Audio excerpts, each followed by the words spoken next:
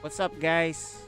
We're live for PSL Group D, round of 16. Let's get our people cameras on. That's Mizelle. Welcome. How you doing? Hey guys, I'm good. I'm good. Glad to be back. Ready for another round here. This is our last group. Exactly. We got some special players tonight, everybody. It's Kaz is here. Long-time player, Kaz. Yeah. Okay. We also have Ranger, one of the locals in Southeast Asia, playing. Bayagster, our local Filipino. Always good to see. And we have Hiro, who is from Singapore. He's from Vietnam. Oh, Vietnam. Okay, great. All right, so let's do this. Let's start with our first group. Let us see if they can get him back on. Get him on the chat, the video chat. Let's do interviews. To show you guys. I believe their maps are already set. Their Yep. map picks. Let's take a quick peek at their map selections. You guys can see that right there. We'll open it up for you. They did their map picks already, as you can see that. Romanticide for game 1, Lightshade for game 2, and if necessary, Jagannatha for the decider. But there you go. There are our players, Bayagster and Ranger. What's up, guys? How you feeling tonight? I think you're muted. So Bayagster and Ranger. Let's start with you, Ranger, since you're not muted yet. How you feeling? Oh yeah. I'm feeling very good. You're very good, excited. Huh? It's good to see Yeah. you. The man behind the chat. Like, I know you've been paying attention to the stream, so good to see you here. Finally, we get to see you play. And then we have Bayagster, who we are familiar with. Any comments on your preparation for tonight's match? So fucking hot here. There you go. And it's gonna get even hotter when the action starts. Exactly. Ranger is from Malaysia or Thailand? I don't remember. Malaysia. Malaysia. There you Malaysia. go. And how is it in Malaysia? Is it hot also? It's hot every day, but Okay. right now it's not that hot yet. Okay, there you go. Okay. Well, the heat will be on in a minute here when you guys get started. Good luck, gentlemen. We'll chat with you later. Let's us load the games. I'm actually, my map is not mine is not loading. So Mizelle, just invite me. I should be there in a minute, but we'll talk to these Alright. guys. We can server deafen and mute them now. Okay. Chat about these guys. I don't know who's favored here. Maybe a slight edge to Ranger, since he plays a lot of international tournaments. But Yeah. Bayagster is pretty good too, and he's been playing a lot from what I've seen, especially in some Yeah. tournaments. So, okay, I'm on now. SC2. Let's go. Let's go do this. All right. Actually, Bayagster is the underdog for today. He's the only guy who has lower MMR. Got it. Got it. Okay. Well, there you go. He's Yeah. the underdog, but it is PvP, and we'll see what happens there. Especially, you know how PvP Alright. is.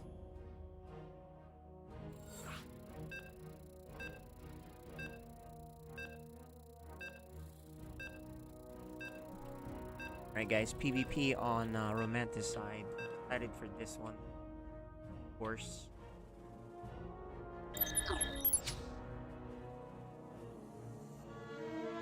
Welcome, everybody. This is Storm StarCraft League Season 2. and we have our intros ready for tonight too. By the way, we had time to do that. Nice. Like, their videos were cut off in the last screen, but that's okay. Here it looks okay. All right. In the bottom right, we have our player. He is from Malaysia.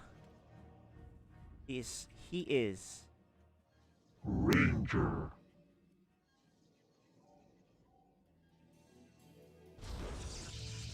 And top left of Romanticide, the green Protoss from the Philippines, he is. Bayagster. Okay, guys. Let's do this. PvP in action. Uh-huh. Okay. He is very, you know, it's even though Bayagster is the underdog, I don't, he can beat these guys. I'll give you a Yeah. story. My Mhm. PvP, I beat a couple of pros. That happens. This is PvP. Oh. Yeah, a lot of builds, a lot of strategies. Now, if the pro plays safe, obviously it's going to be really hard. But you can't catch him off guard. So, just remember that, guys. Right. Especially we've seen a lot of Bayagster's games, and he does this unorthodox strategies like motherships and etc. Yeah, he has some cool strats. Yeah. And look at this Okay. pro by Bayagster hanging out here. Mhm. He's going to use that later. Or now. Or now. There it is. Is this okay? So it could be additional gateways, maybe. Okay. Do you try playing Protoss? It's very different, the PvP part. Yeah. Yeah, I did. Like I open up with 2 gates, fast robo, and that's it. That's all I can do. There you go, Stargate. There you go. Stargate, triple Okay. gateway. Gonna be a lot of pressure. Okay, so I think this is one of those triple gateway, a lot of stalkers in your face build. Mm-hmm. That's what this is. He has extra guy mining gas, but I think because he put a pylon there and it's inefficient. Bayagster's pretending to be scouting just now. Right. This but, guy is Ranger. looking. He's Ranger. not gonna see it. I don't think he's gonna see it. He's in a good spot. Yeah. He's... The Good. stalkers are looking. I don't think they're gonna see. This is a great spot then, if that's the case, right? Yep. Oh, he's gonna go but- because he adjusted right at the last second. Okay. Oh, he was. wait. No, that's for later. Oh, That's for oh. later. Way Right. later. And by that time, it might be too late. The Q. Yeah. And look, 3-on-2. 3 stalkers. And then That look, should say look a what's gonna lot. happen here because the warp gate's about to finish. By the time the queue of this scout finishes, it's too late. He does see a lot of stalkers coming his way. Oh, I don't think he's ready, but he is putting down a shield battery. So if Bayagster can get up here and really do the pressure, shield battery will buy him a lot of time. There you go. He finds it, and he's like, oh, that's 6 stalkers, 7 stalkers. This is enough, especially if he kills that pylon. I think he has to give up his expansion. Yep. Yeah, he can't. But Ranger has the advantage. So I mean the ramp. Yeah, that's so fine. I That's doubt fine. But that- look how many units. Right. Yeah, Bayagster can actually expand. Ranger doesn't have to fight up the ramp. He just plays down here, and he has more coming. 3 more stalkers. So all he has to do is contain him, and he can expand.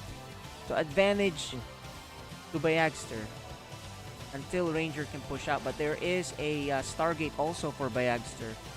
So this is looking really good. Great start for Bayagster. If he can sneak in behind here and kill workers too, he has the army advantage. He's not expanding just yet. Okay, here it is. Although- The concave is on his Yep. side. Ranger though will have his blink in a few moments. Yep, the blink will be really good, but he still has a Yep. lot of army, so it's not, Ooh. The Stargate, the Oracle is coming down on the other side, so let's pay attention to that. The timing here, it's all about the timing. Here we go. He even has Oh these my adepts as a distraction. The Oracle is coming. He's just seeing what's in there. Oh, I think he shouldn't have. Okay, he needs to hold back this Oracle. This is badly timed because the Oracle is here. Yeah. But he's gonna go up, and And- if he kills that pylon, the Oracle will now come back. There it is. Activates. Oh, he doesn't activate! Oh no, Bayagster ran out of APM! Oh, that's terrible. Oh no. What happened? He actually had a Yeah. great shot, because all he had to do was activate the Attack Oracle, Right. and he would kill 4 or 5 workers, and then he can just back off. Unless he experienced some lag, and now he goes from huge advantage to probably losing the game. Correct. Oh, 12 that's stalkers. so bad. He had the Whoa. advantage, man. 6 Yeah, to 12 that was- stalkers. He does have the shield batteries here, but the guy has blink, so Mm-hmm. Oh no. and he can go in there and just like kill something and then blink out. Right. Right. And now he has to prepare for a blink up. Just kind of Battery focus. This is just all overcharge. blink, and his control is. We're seeing some issues with Bayagster's control here. Yeah. Correct. We're gonna have to ask him about that later, or who knows. The Void Ray is here to help, and that helps out a lot. But look, with the blink control here, kill, blink out, done. Mhm. He does have his base, so this game is gonna go on. But you know what? Ranger is behind in workers, so that's the good news Yeah. for Bayagster. Imagine if he was able to kill more. The Oracle didn't do anything. He might have Ooh, F2'd that's also, not I'm not quite sure. Uh huh. Great target fire from Oh, Ranger. this is not good. You gotta get back. Okay, he does Oh. have an immortal though. The shield battery is nice. out of energy. Little bit of healing there, but that's it. He still has a 10 worker lead by Agster, so Mhm. and he does have Void Ray and 2 immortals now. So after a while, these immortals, these blink stalkers don't matter as much. So Mhm. I take it back. He's still okay. He still has the advantage. He Well, could've lost. although the upgrade, Yeah, the Ranger upgrade. is up ahead. Yeah, that's true.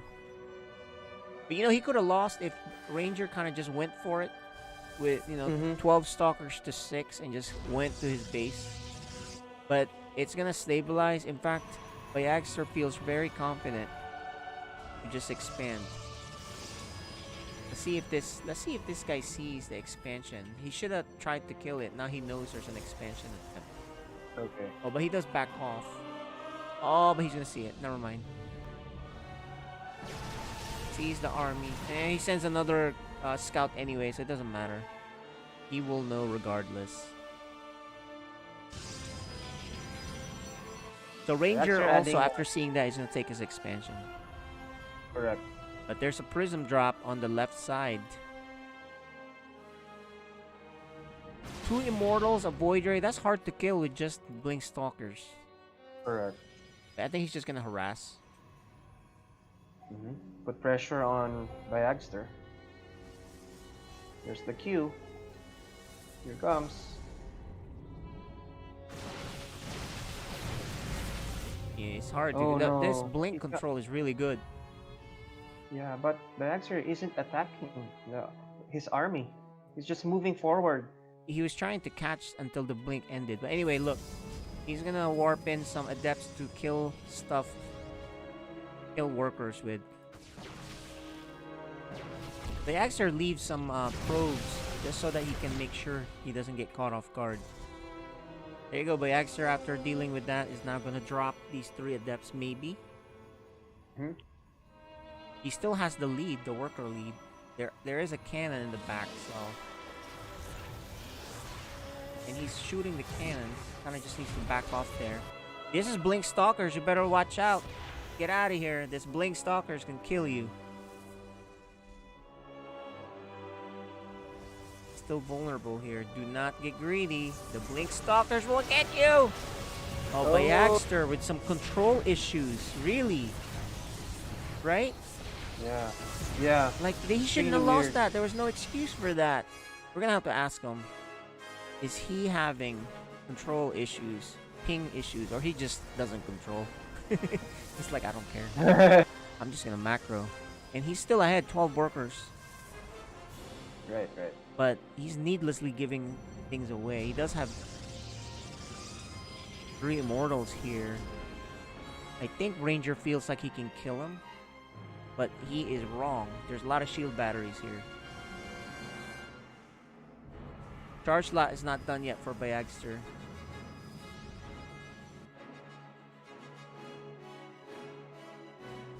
So, there you go. He sends another probe, a sacrificial scout. Here it is. Oh, never mind. He backs off a little bit. He has Archons. 72 supply versus 71. Pretty close. Here it is. He has shield batteries. He has 3 immortals. And 2 Void Rays and 2 carriers. Oh my gosh. I think Ranger's going to get destroyed here. Oh, These immortals in the back are not shooting. Okay, now they get to shoot because he blinks forward. Well, that's a lot of zealots, by the way. It is a lot of zealots, and remember, there's still these shield batteries. He's not activating the Oh no. What happened here? Does he have the upgrade? I think the zealots really did a lot on him. Ranger has the +1 advantage. And That's yeah, easy. now, oh my gosh, Bayagster actually, I thought he had that. But anyway, Ranger. Ranger takes game 1. I really thought Bayagster had that one, that fight. The +1, I get it, but the army supply was pretty even, but I guess it's the charge lots. Yeah. And the immortals were out of position. Yeah, they didn't shoot for a little while. Yeah. Could have done better with the concave there. Ranger takes the first game, guys. That's how close things can be. But you can see Bayagster definitely had a chance to win. In fact, he was ahead. He made too many mistakes. Correct. Too many mistakes, Well, and yet he still had a chance to win. That was actually a good opener for Bayagster. Yeah, he had a great opener.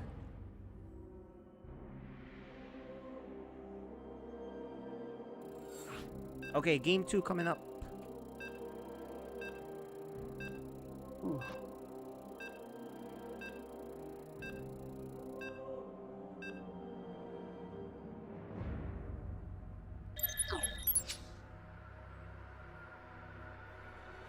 You guys are watching Storm StarCraft 3 Season 2.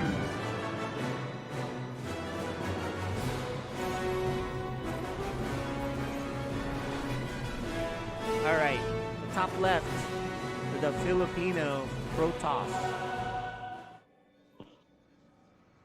Bayagster.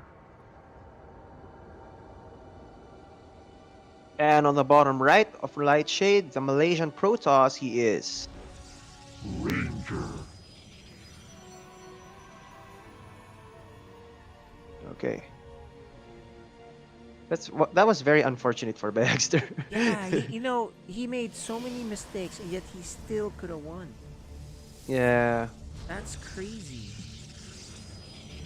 He had the worker lead. Even the supply, the army was pretty close. He basically lost because of the charge lots, if you think about it. Yeah. He needed his own charge lots or archons or something, right? Mhm. Adepts even. Problem is, he had. I thought he had an archon. I don't remember. Maybe it was Ranger. He had 2 archons when we pushed, right? So that was maybe a composition thing. And then his immortals were not shooting. I mean, he had shield batteries. Typically, when there's shield batteries there, you don't really want to fight. There's 4 of them. And then he had carriers and Void, Yeah, 2 exactly. Void Rays too. So I'm like, oh, he's gonna destroy this, but he completely wrong on that. +1 and the charge lots was just enough. Right. That was insane. Okay. Like if you had to call it, it's like, okay, you're gonna attack into 4 shield batteries, 3 to 4 immortals, 2 void rays, even army, and 2 carriers Yeah. gonna join a little bit later. Will you win? Like, no. But he won. Charge slots and +1. we are seeing a hidden pylon on the right. That's gonna be really far to scout. I wonder what he's gonna do with that pylon. But you know what? The Yeah. ranger knows there's a missing pylon, so what's he gonna make? What's he gonna make? What's he gonna make? Ranger puts another pylon right there so he can see what Bayagster is bringing out. Right. Okay, it's a twilight. So, but you know the reason for this pylon, you can see what comes out of these gateways. He sees its stalkers. So That's cancel nice. it. Adepts are here. There's no wall here, so these adepts could do a lot of damage if he's not microing properly. There's no shield battery here. But these adepts are actually gonna chill for a little bit, looking for proxies. Yeah. Even the probe is also looking for proxies. Oh, now he's gonna make his wall. So that's what he's gonna do. Mm-hmm. He's gonna make the wall. It's like it's a bait, right? He's like, yeah, I don't have a wall. Because the last time he saw this, there was no wall.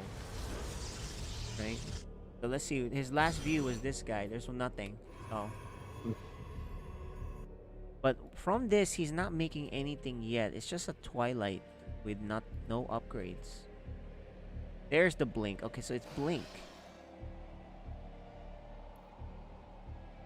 Ranger is still Stalker. looking for proxies. Yeah, he sees it. He Oh, finally he sees sees it. it now. I have met the enemy. And he knows what he's dealing with. It's some sort of probably blink. Oh. Or charge, but it's probably blink. He's gonna kill Oh, one nice. of these guys. Oh, he kills Good both of them. position now. Okay, very nice spot. Ranger played safe, put a shield battery on the high ground, but he actually, Bayagster actually expanded. So if Bayagster doesn't throw away his units and hangs out at home, he's ahead. Correct. But Ranger is ready for that possibility. He's ready to expand. So Yep. And DT Shrine is the name for Bayagster. yeah, DT Shrine safely tucked at home. Okay. He's not expanding yet. He's not sure. There is a robo in observer already, so he is playing safe. These adepts, you're gonna see that an expansion was attempted or made, so that will prompt him to expand probably when he has the money. Yeah, he's gathering the money. He's gonna expand. There it is. So he's like, okay, you expanded. Cool. He has blink, almost done. Mm-hmm. Okay, does oh, trap nice these. spot. Traps him. Nice play. He has blink. He can kill this no matter what. He's not showing the blink yet. Well, he doesn't have blink. Never mind. It's not done yet. There it is. It finally finishes. I was gonna say he's trying to hide it, maybe. Ranger's gonna kill that Twilight. And is he bringing an observer with him? Yeah, he's bringing an observer. So Yes.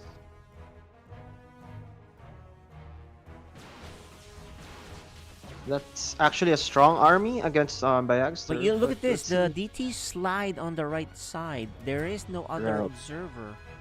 So if he can go in, he'll kill a lot of workers Yeah, and he should win. There you go. Watch Exactly. this. This is all about these DTs. I don't think he has enough to kill Bayagster with the overcharge especially. And oh no. Here it is. He's not paying attention. Oh. If he goes, he needs to kill workers. Oh, I think he should target kill fire. workers. Yeah. Oh, Okay, well Oh, now well, he's that's forced to kill actually good. workers. So there you go. 3 no blink workers. stalkers. Loss of mining time. He needs to kill as many workers as he can. He recalls. Mm-hmm. That could have been better. I mean, there was loss of mining time and the pylon and all that. But if he had targeted workers, he would have killed 8 to 10. Right. How many Maybe hits? He only killed How many 3. hits per one? One. Oh, okay. One slash. hit. One slash is dead. That's what Oh. I'm saying. 2 in there would have killed 10, maybe more, and that's game over. Right? Right. I mean, that's a huge lead. He already has a huge lead as it is. Imagine if this was by another 7. All he has to do now is make units and go across the map. Yeah, and I think it looks like Bayagster is going for blink DTs. right? Oh, nice. Okay. Blink Stalkers plus Blink's DTs. Yeah, and everything is fast. That's the case. Yeah. Ranger sees a third base, so he may take a Mhm. third on his own, but he doesn't have the money. Like Bayagster. Bayagster playing really well, honestly, Mhm. except for some key mistakes. He's actually playing well. I know that's really an oxymoron thing to say, but you know, if he didn't make these micro mistakes, he would have probably won game one. Right. He might lose this third base. Oh no, no he immortal. won't. Okay. No, he won't. can. He won't. Yeah. He has his own blink too, so Right. there. He's gonna lose a stalker or two. Oh, will he know about the Blink DTs? I wouldn't show it. This is not necessary. There you go. I mean, this is a good fight for Bayagster. Right. Mm-hmm. Mm-hmm. Actually, he can go If for the one- kill too. He looks like he's gonna go for the kill. Look, Oh, he has yeah. blink DTs ready to go in there and crush this army. Those DTs pack a punch. Right. Well, I was actually thinking about bringing in the DTs to the main base instead. I Only- think all he has you to- blink into the army in here. Blink into the army. Yeah, Okay. because you don't want to be and this is gonna work really well. Watch, and there's only one shield battery. Here it is. He's gonna blink right into there. Boom! Right behind. And look how fast these DTs work.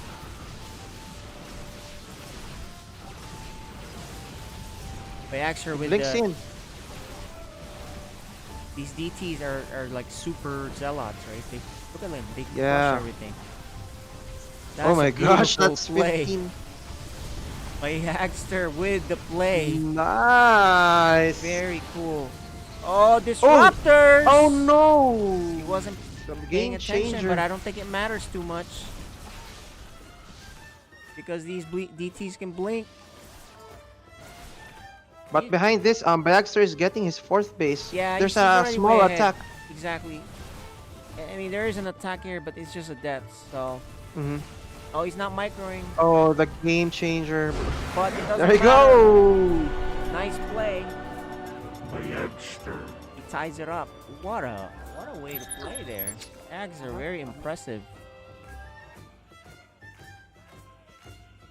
How did that start, guys? You remember? The DT. Proxy. Yeah. DTs. The proxy got him scared. He doesn't expand. Bayagster takes the expansion. He gets ahead. Mhm. And then he powers through. And then the 2 DT snuck by. Did just enough damage, but it probably would have been game over if he had targeted the workers. But now we're gonna go to game 3, all tied up with these two. Who says PvP is boring? You know, mirror matches you typically like, but PvP there's so many different ways. Protoss versus Protoss to open, and it's rock paper scissors type of thing. If you go Phoenix Air, you do this. If you do that, I do this. Right. You open DT. You expand first. You go Mass Stalkers. There's so many different ways. So very That was beautiful good. play. Yeah, that was some really good play by Bayagster. That's a highlight reel play. But Mhm. we're hopping on now. Welcome everyone. This is round of 16, Group B for Psystorm StarCraft League Season 2.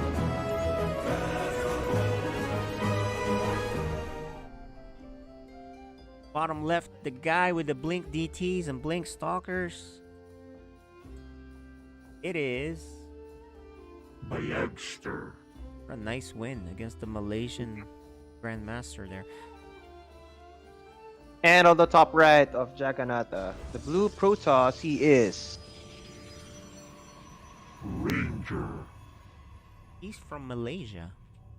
Yes. We don't see a whole lot of Malaysians in the StarCraft tournaments, so it's good to see them.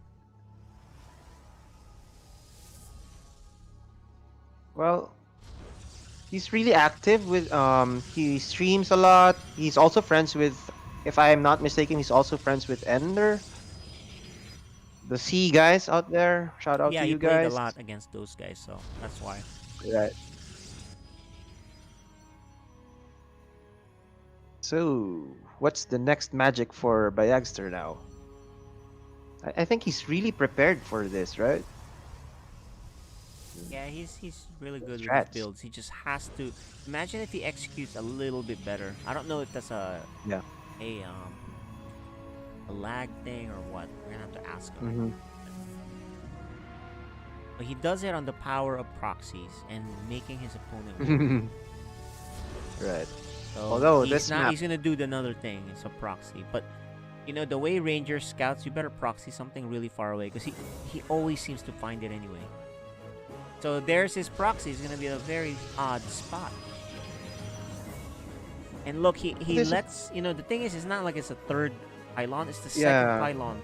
So Ranger knows. Oh, here's another proxy, right?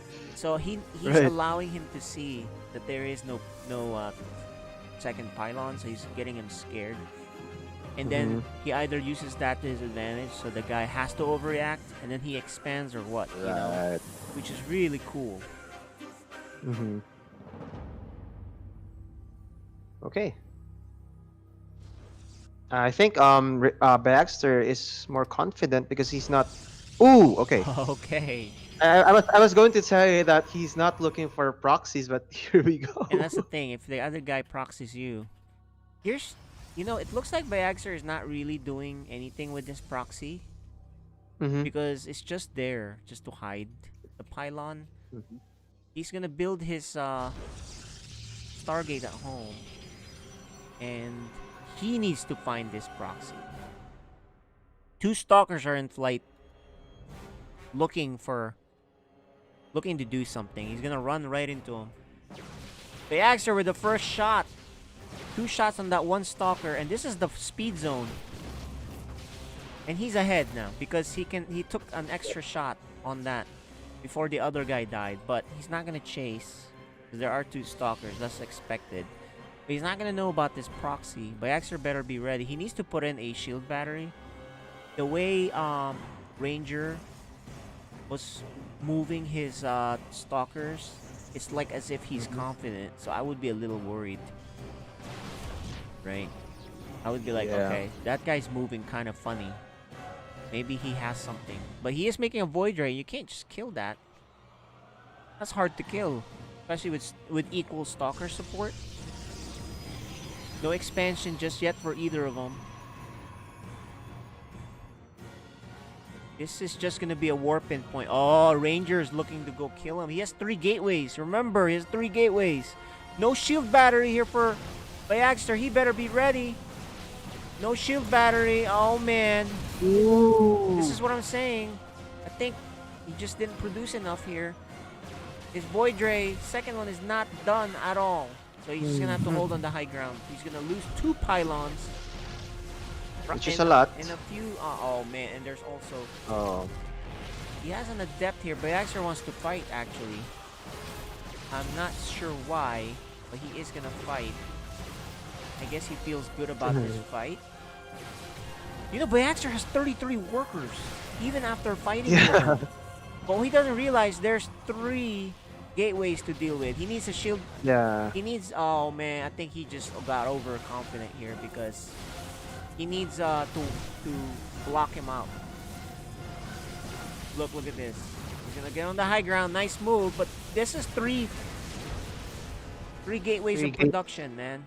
He needs to get a force field, sentry guy, and stalker and shield battery on the high ground. All he has to do is survive this because he has the tech. There you go. He finally gets that, but he needs a shield, a sentry ASAP.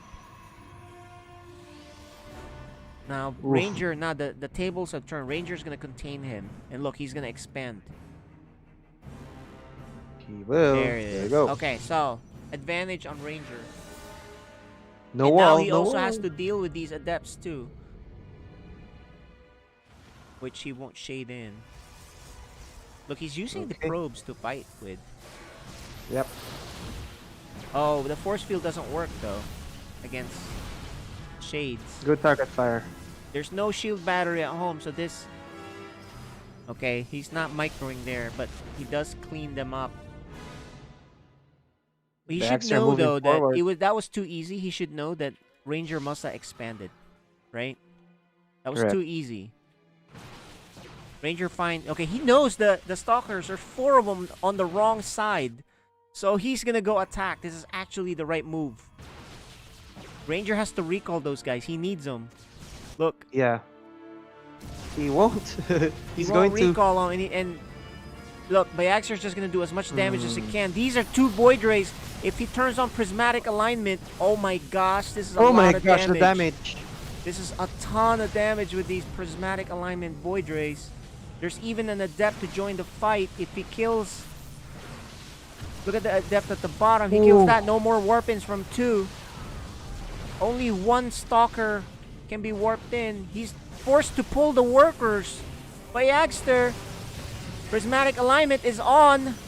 He needs to micro the other stalker back and the Void Ray back. This one's too easy to shoot. He doesn't micro it back. But he is killing a lot. So that's the good Yep. news. I think He can micro these stalkers. actually killed a lot of pros, He man. is. He killed a lot. And Right, he gets 12 away. Beautiful. And behind that, he did put down his Nexus. He is now in a commanding position. Beautiful play. You know Yeah. what? He saw that there's 4 stalkers on the other side. He's like, wait a minute. If you're not there, I'm going to go get you.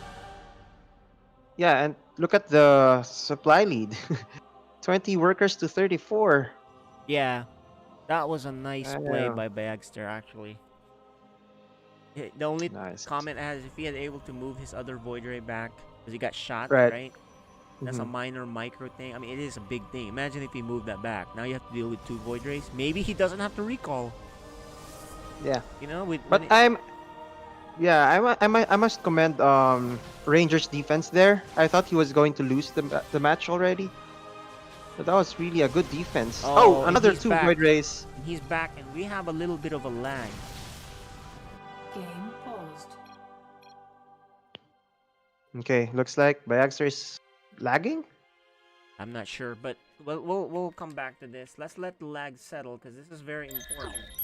You know, even though Bayagster has a huge lead here and probably will win, you might as well pause and let it settle. Just tell him let the lag settle.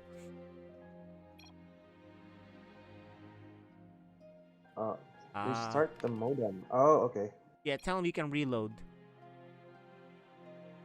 You can reload. We can reload if you know at this spot. Ranger can pick the reload time within 5 seconds or now. Or let's try again. Okay, might as well give it a try. Let's go. Okay. Okay. Alright, we're gonna try, but I think this is gonna be over. I don't think you need much micro here. Game resumed. Look, cause Yep. look at the. All he has to do is kill that pylon, but he has to move this probe back. I mean this Void Ray back. Your shield batteries gotta be careful. Oh, good move Don't back. want to lose that. If I'm Bayagster here, I would not commit here. He has the advantage. Oh, he loses Right. one. He has a huge advantage right now. He's reinforcing with a couple more stalkers. Oh, and he's got okay, this. Oh, back. the void. I think what Bayagster here is doing is Oh my- putting pressure while getting his 3rd Nexus. I'm really surprised he's getting a 3rd too. Yeah, instead of Yeah. adding more gateways for the kill, Yeah. right? Mm-hmm. Because he only has 2 gateways. If I was him, I'd add more gateways, right? Right. You're What right. is the Yeah, point yeah, of yeah. another Nexus? Add more gateways and kill the guy. Mm-hmm. Remember, he has 3 gateway production. Plus ×2 worker lead. And look, Ranger sees the expense like, what? You have a 3rd base? He's not gonna shade in there because he has Shade. free probes on this side. And he is lagging, lagging again, again. guys. Game paused. Alright, Okay. well. I think you better restart that modem or... Yeah. Okay, well, we're gonna reload from this spot, guys. You can see him hop on, and we'll be back. That's gonna take a little while for it to restart. We know how that works. For those of you who've restarted modems, it takes a little bit of time. It's gonna be at least 5 minutes for it to get all that done, right? So we'll be back, and what we'll do is, yeah, we'll be back. Oh, probably 5 minutes. Be right back. All right. Welcome back to the SciStorm Esports Network. Hello and welcome back to the SciStorm Esports Network. I'm your host, Chickaman, here with another set of top-tier highlights from the esports world. Let's jump into some CSGO to get our feet wet. This is from the ESL Pro League, the round of 12 match between Na'Vi and Complexity. This back to the A side, 2 entrenched in B. Cole will still be splitting B, but Perfecto, who has the gun, is here to play, here to stay. Damage done, but Dink received, and Boomich 2 through the smoke. He goes in for a third. How has he done that? The Galil will do it all, forget the AK, and now the Galil needs to save the day. For JKS, he's got a double. This is upside down, inside out, and he's stuck inside the smoke, but the scouts should be able to close. Cross does come in, but the bomb under control of Na'Vi. Yeah, with them having the bomb, it would be more impressive to lose this round than to win it at this point. JKS trying to do whatever he can, but there it is, locked in by Na'Vi. Good round there for Na'Vi. JKS tries to pull it back, but 1v5 is just a little too much for him to overcome. Na'Vi takes the round, but Complexity is able to take the series overall 2-0. Coming up next is some Dota from the One Esports Singapore 2021 upper bracket. This is the upper bracket finals between PSG LGD and Evil Geniuses. Timing to get the chance of pushing at the high Coil ground. on Lina. Aggressive jumps BKB. Ahmed.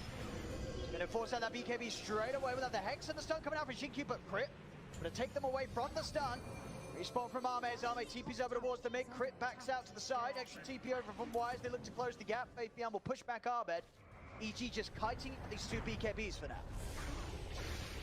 Well, they need to jump back in, Arteezy. And with the blink, Ahmed, silence down to the two of them, nothing to say. He's falling low, he's going to use himself. Ahmed will get burst at once, but he's got the Aegis. He's ready for a second round. Arteezy takes down, nothing to say. He's even thinking about chasing into the back of the Y. He wants to go past the tier 3s, up to the tier 4s. He really wants this. Y will pop us out, but Arteezy keeps on diving. Blinks to the side, he's out of there. They won't be able to punish him with 3 dead on PSG LGD.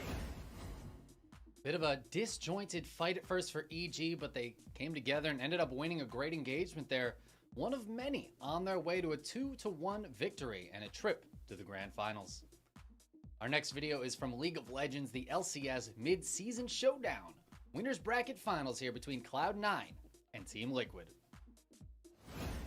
The map, they went and immediately took control of the bottom river. They pushed down the mid lane wave. They said, okay, this is our chance to set up. But they know they're still down 10,000 gold. They know the items are not closed. Pretty much every member has an extra completed legendary. And that means when Cloud9 walks back into mid, TL, Vision or not, realize, well, they can just bully us off. We can't just take this fight for free, but maybe while you're hitting the dragon, we can try, but Santorin's getting bullied off. This Rend is free, and now with Elder Dragon on, TL took too long to choose to fight.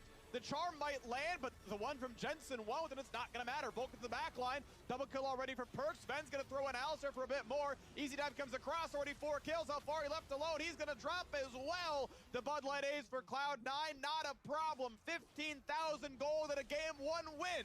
Goes the way of the underdogs you might consider as Cloud9 will take down Team Liquid the first. Cloud9 heard you were talking about early games, so they slammed down Renekton, Nidalee, Kalista, Alistar, and they steamroll that early game. Big, big stuff in the opening game of the winner bracket finals. Cloud9 with an emphatic W to start. Sometimes a fight determines the game, but in this case it felt more like the game was already over by the time we got to that fight. Cloud9 cleans up Team Liquid there and would take the series 3-1 to head into the grand finals. Our next video is going to be Overwatch. This is from the Contenders EU Season 1. Upper bracket semifinals here between British Hurricane and New Kings. That one very well, but New Kings rushing back now with Bridro at their side with that Song of Speed. Gonna eat up the fire strike, run in with the cleave, charge, not gonna find anything. ro16 is out of the fight, but not dead for now. Blizzard on the point will catch out Yikid. There's gonna be the bomb being dropped. Massive remake here. The wall isolates British Hurricane off the point, but they're ready to samba as Hiro has lost his life again in these fights. Holding the shield, great pin there from Health will find ro16. Tank line not looking healthy for the New Kings, and another deadeye from Sparker will zone them off the point. DM comes out, won't be baited into firing the shot, but it buys enough time to make sure no one goes down. Greffin's turn to counter, Hell getting into the face, cleaves down the Cowboy, make sure the shots are never fired. Shadow just a little bit off center there for Hell, but he's able to get the hammer swing through, and British Hurricane go ahead and take the first round. British Hurricane taking the first round of Ilya. Great job holding the point there by British Hurricane. Felt like the New Kings were never able to fight grouped up. They were just picked apart and kept back all the way through the end of that round. British Hurricane would go on to win 3-0 and head to the upper bracket finals. Alright guys, I think we are back. We're loading up into the game now. It's gonna be run from a replay.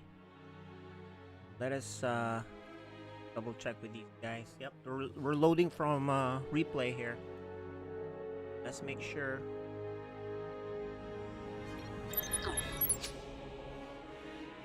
Okay, so Bayagster wanted to turn off his camera. Probably yeah, that's it's fine. picking That's up fine. his We want to language. finish this off, so Okay. that's okay. So we're good to go, guys. Here it is. Looking up from replay.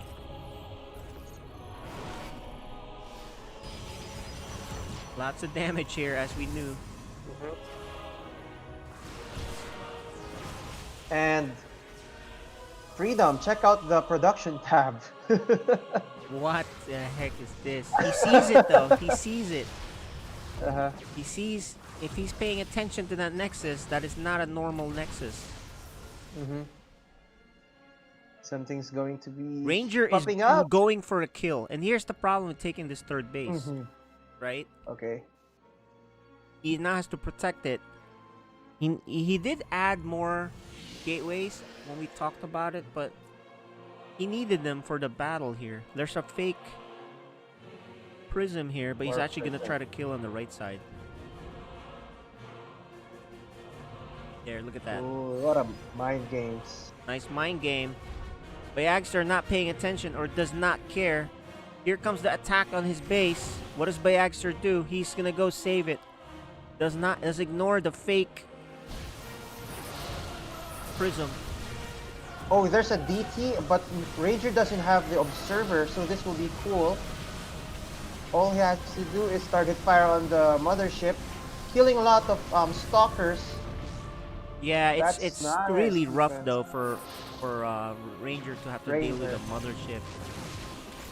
He focus fires to kill whatever he can kill. And huge lead still here. Although the worker count has evened up and Ranger takes his third base, how is he going to stop this army? 56 to 20 supply. So yeah, look, Bayagster's just going to reinforce it and just go. Oh, but he cannot throw away units. He's got to be careful. It's a bait. He kills one of the Void Rays. But this army is monstrous, man. I think time is running out. He has no detection either. Exactly. And No guess robo. what? The mothership, the army, we're seeing the end. Bayagster. What a move. Nice. Slows things down. Target fires on the pylon. Bayagster Yeah, is it's looking pretty really good. mathematically impossible now. 48 to 2 army supply. GG! What a game. What a play.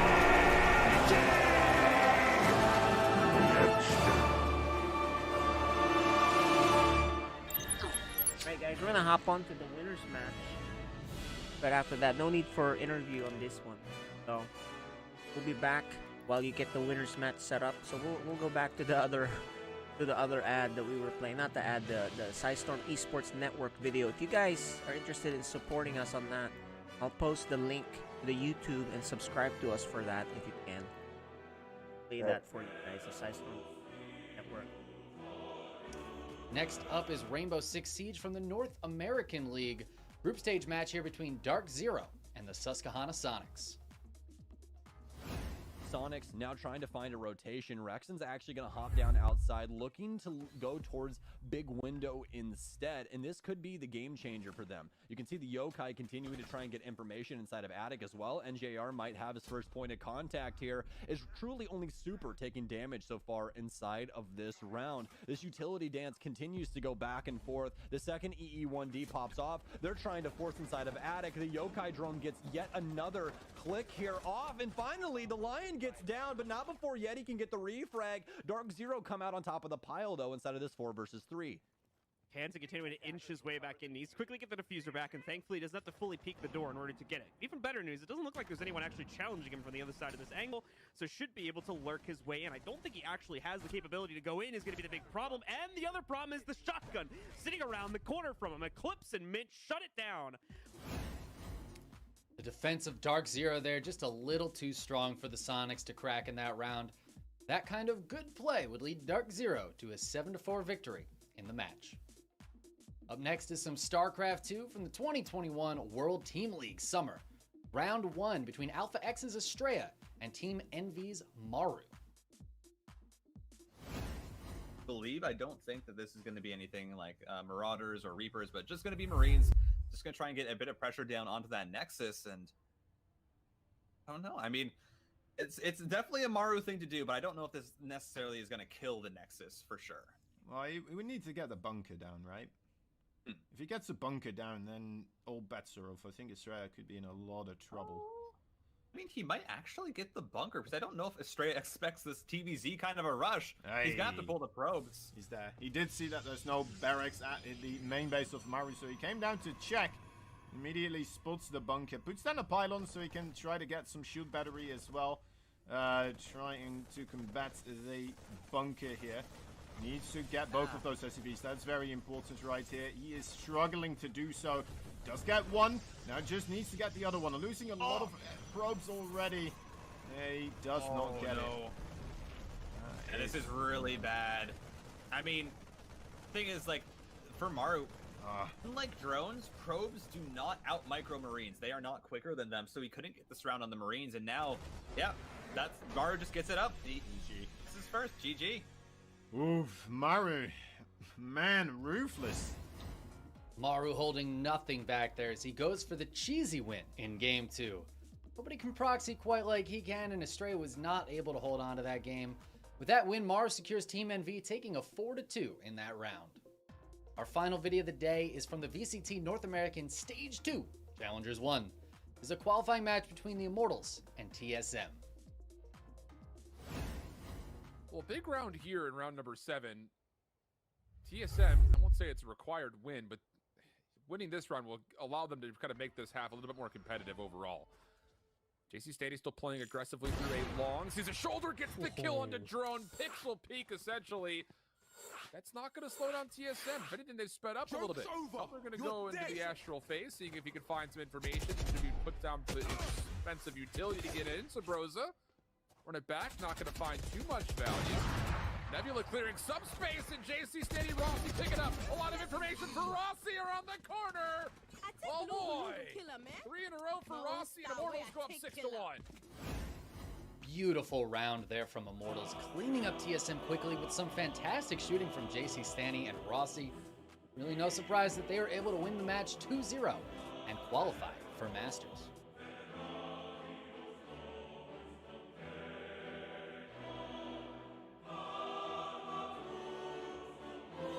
All right, we're back. We are back now. We have the man, Rush, Kaz from Empire from back in the day, and now he's with a new team. He's been around for a very long time. And then Hiro from Vietnam, one of the newer countries into StarCraft, right? So good to see these guys. Let us get started. Well, actually, let's just real quick. Hiro, let me ask you something. You're a Terran player. Do you know Kaz? I think I... Can you hear? Hello? Yes, I can hear you. Okay. I think I Yeah, I played with him a few times. Yeah, he's one of the Or I think one originals. time. Yeah, one of the Yeah, originals. he's very good. I don't think I can win, but I think he's the only talent that will that will pass through the playoffs. There you So go. I have huge respect for him. So I hope he win this All right. tournament. So and Cos, good seeing you. You probably you probably out age and out experience these guys by thousands and thousands of games. You're still around, and in fact, I found a video of you, one of your old interviews back in 2011, where Caldor interviewed you. We used that as your animation intro, so you will see that on the VOD eventually. Okay, nice. All right, guys. Let's get started. We'll chat with you guys a bit later. All right, they're server deafened and muted. We're gonna hop into the game now, guys. So that's Cos, guys. Very the OG, right? And these are the map selections that they have. So anyway, we're gonna hop into the game now. It's loading. Appropriate Terran music for it. Welcome everyone. This is round of 16, Group D. Psystorm StarCraft League Season 2.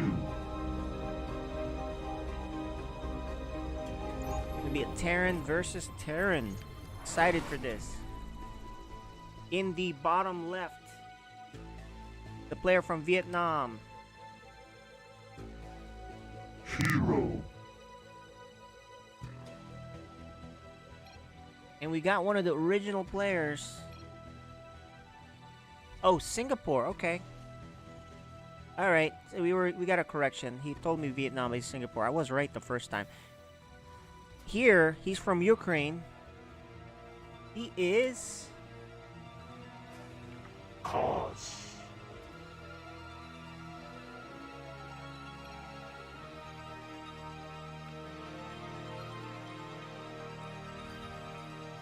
I can't type back, so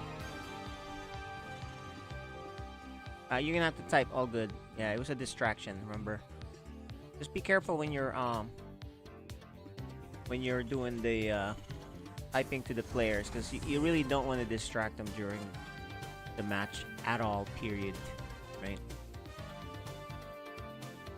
So it's PvP, double gas here for Cos, double gas here for Hiro.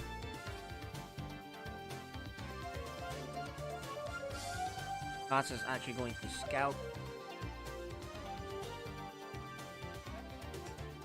Hiro doesn't seem to be doing any scouting unless I missed it. Despite this, Cos is actually even in workers. Well, I guess they didn't really cut any workers, right? They just stopped.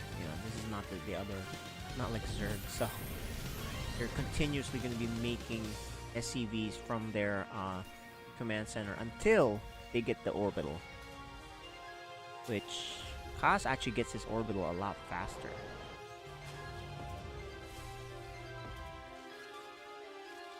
Some harassment here. He knows what's up. Let's see. Can he shouldn't be able to see the other thing. Yeah, he doesn't see the factory.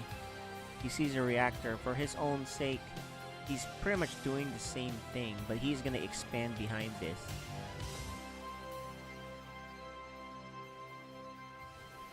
Factory a little bit faster for Hiro. 2 Reapers. And this one Reaper gets in for Cos, and he's gonna delay the starport and get some really good scouting. He's just gonna get out. He knows there's probably 2 Reapers coming out, or 2 Marines. He just doesn't want to risk it. He gets his command center down. Much better timing. And he has a Cyclone coming out. Cos already knows there's a starport too, so he gets his own starport. Reactor, tech lab on his factor, and reactor on his barracks.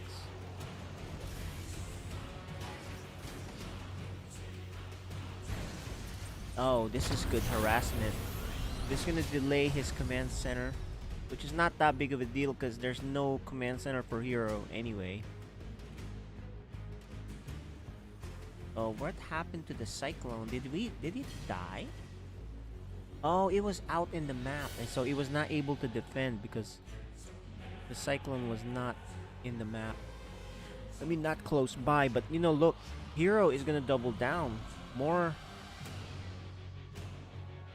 4 Reapers, 2 Hellions. There's gonna be 2 Cyclones here ready for Kaz. I think he's fine. There's a medevac. He's also gonna do a drop. Okay, so I think he's gonna drop that, and then the Reapers can hop up and join the party. But these Cyclones are the danger point. Kaz late in seeing it. He's gonna lose a lot of workers. The pull is there,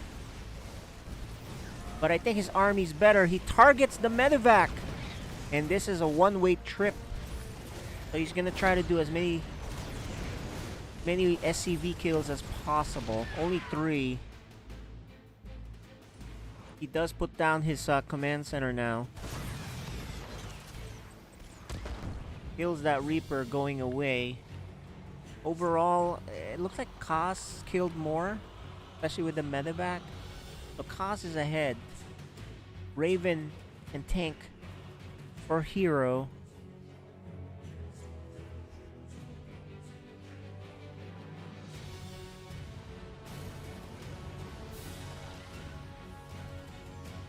Kaz, you know, smartly checks first for the tank and sees, okay, there's a tank. Can't really fight that. Needs a Liberator or whatever. Or his own tank. Well, he doesn't have his own tank. He's just gonna scout with it. The tank has range for... Oh, just misses the... just a little too far to hit this tank. A scan here for Hiro. It doesn't see too much. But he is aware of this siege. And this tank will now be in position. Hiro quickly moves it back. Nice job. Because he doesn't want that killed easily. Oh, the tank. Oh, no. He doesn't push this far enough. So it does finish off the tank. That's unfortunate. Hiro didn't... The vision was there, so he couldn't push that the Cyclone, which was continuously shooting from far away. And now the tank siege is here. There are 2 Ravens. Probably gonna drop Raven turret. There you go. And should focus fire on the tanks. Gonna kill one of them. The other one just lives. Oh, and loses the Raven. He didn't go far back enough. Oh, he has to fight now. But he's gonna take so much damage from that tank. And his other tank is gonna get shot unless he moves it back quickly. And he does. But this siege is continuous. Oh no. He's making more Ravens. The problem started when he couldn't kill that one tank. He is gonna kill... He kills it. Okay. He needed to kill that because that Liberator just gonna keep making his tank go back, right? Such a big problem. Behind this, you know, Hiro is... Oh no, he sieges at the spot where he can get shot. Game 1 goes to... Kaz.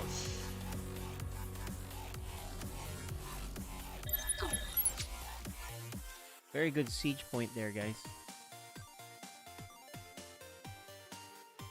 So about 7:20 game, 7-minute 25-second game. It's pretty fast, but it was hard to recover if you're the Terran being sieged there, right? Because the other Terran can just keep reinforcing.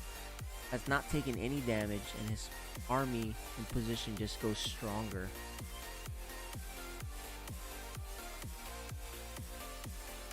Really tough spot to be in. He just decides it's not worth fighting further. So we're gonna hop on to game 2. Just to show the map selection once again. Game 2 is on Submarine, and then game 3 will be on Romanticide if necessary. So hopping now into that second map. Submarine is a lot smaller map. So well, let's see. I think if I'm Hiro, he has a plan here to just kind of go for it, not like a longer game. So, guys, welcome. This is Group D for Psystorm StarCraft League Season 2.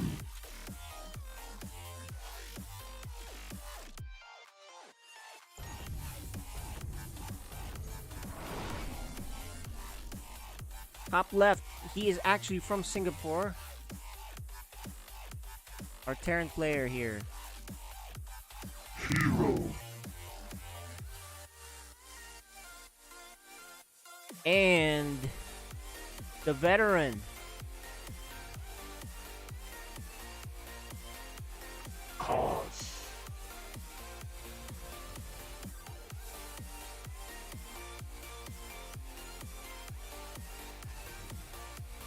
So if I'm Hiro, this is a smaller map, I'll bring my best all-in build here if he doesn't feel like he can win on the longer game.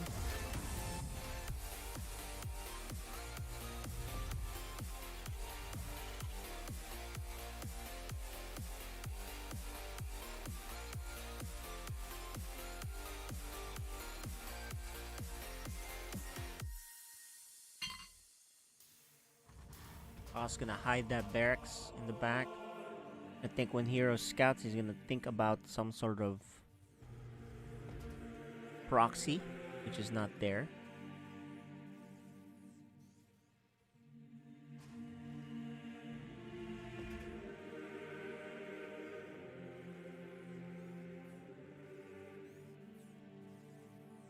Double gas for both of them once again. And Kaz always scouts. From all the games I've seen him. So the 19th SCV he scouts with. And then he actually just goes to the orbital. So when he's... So, you know, 10 mining minerals. Losing out a little bit there because of the orbital, but he will get it back with the mule. There's the mule. I think he's gonna proxy a starport here.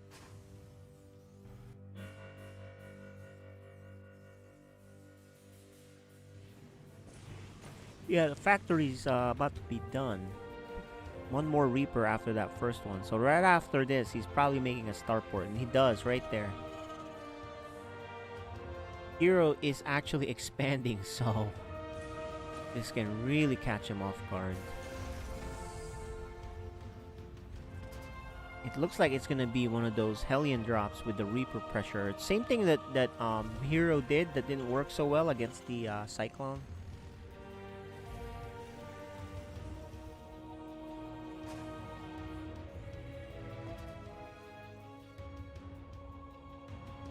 Yeah, because Hiro is expanding, so...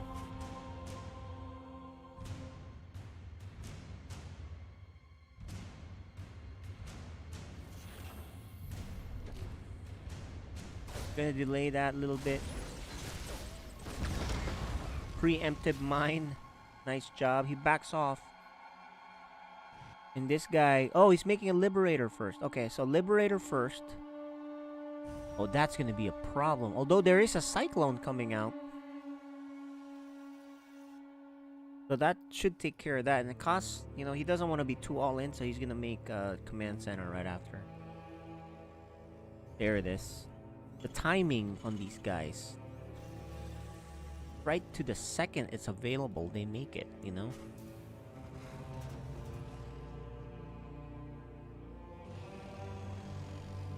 I think he has enough here to fight. He should crush this force. Oh no, there's no more units actually. So Hiro has to close that choke. He has nothing coming out except for a Raven and a tank later. Oh, okay, the Cyclone is down there, so that'll help. Liberator. Where did it go? Where did the Liberator go? I thought he made a Liberator, but I guess he canceled it. He canceled the Liberator when he saw the Cyclone, I think. He killed 11 workers here, man. Oh my gosh. I think this is about over. 11 workers is a lot in a mirror matchup. 14 now.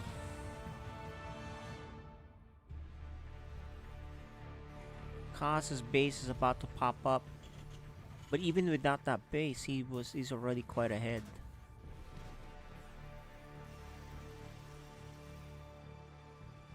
So yeah, he had the Liberator queued up. He canceled it and adds a reactor. I mean a tech lab. He does drop a missile, you know, a auto turret. Kills additional 3 workers. His lead has ballooned to almost double the worker supply. The 3rd command center popping up too. This guy tried to drop, you know, an auto turret also. I don't think he should. Yeah. This guy's he's making just ravens. So I think Kaz what he might do here is he's just gonna make enough army so that if he feels like he has the advantage, he'll start sieging him, and then with the ravens. Right, the ravens are that's the tank neutralizer.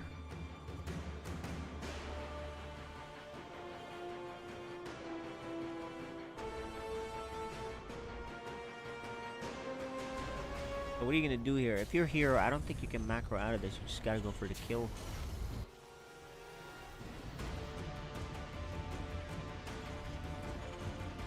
Cost now adds more infrastructure.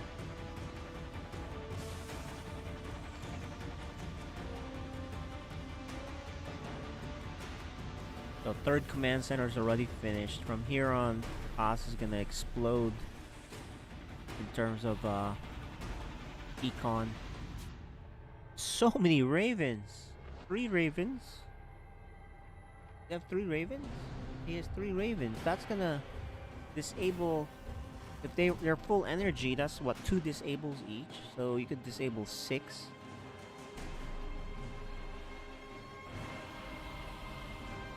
So yeah, okay. Here's what it is. These disables, although there are 2 Vikings, these disables can put him in a good spot and just continuously siege. There it is. He's gonna he's gonna do auto turret to kill that tank. Oh, actually, it's even better than a disable, right? An auto turret. It also kills the Viking, and that's gonna do it, guys. Pretty quick victory here for. Alright, we'll hop on to the other match. We'll be right back, guys. No interview, no one's eliminated yet.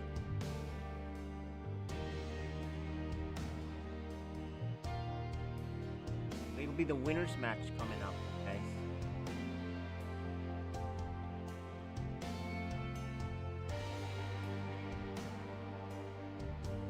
There you go. Alright, so winners match coming up in a couple of minutes. We'll be back for that.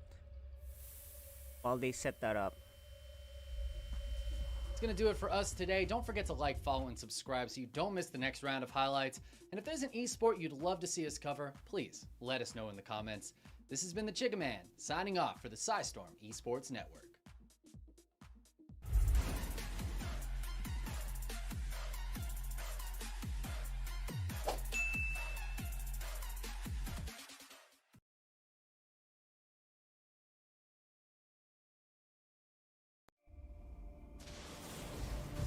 Welcome back to the Psystorm Esports Network. Hello and welcome back to the Psystorm Esports Network. I'm your host, Chicken Man, here with some more great highlights. Starting us off today is some Dota 2. This is from the One Esports Singapore 2021, a lower bracket match between Team Secret and Invictus Gaming. Now, I just look close at this game. Looking for the Veno. Ooh, they're looking for the Veno, but they might even find more. They've got the Invisible Blade. They're going to kill Nazai. He's going to be dead for 50 seconds. The damage is just so much. They're dealing with an illusion. Kaka blinks forward. He's got the Hex. They're going to look over as the finger hits on him. But Man, he's trying to run away with the BKB. Can he get up the stairs? Can he get away? It's not looking likely. As going all the way in is JT, who's gotten too far.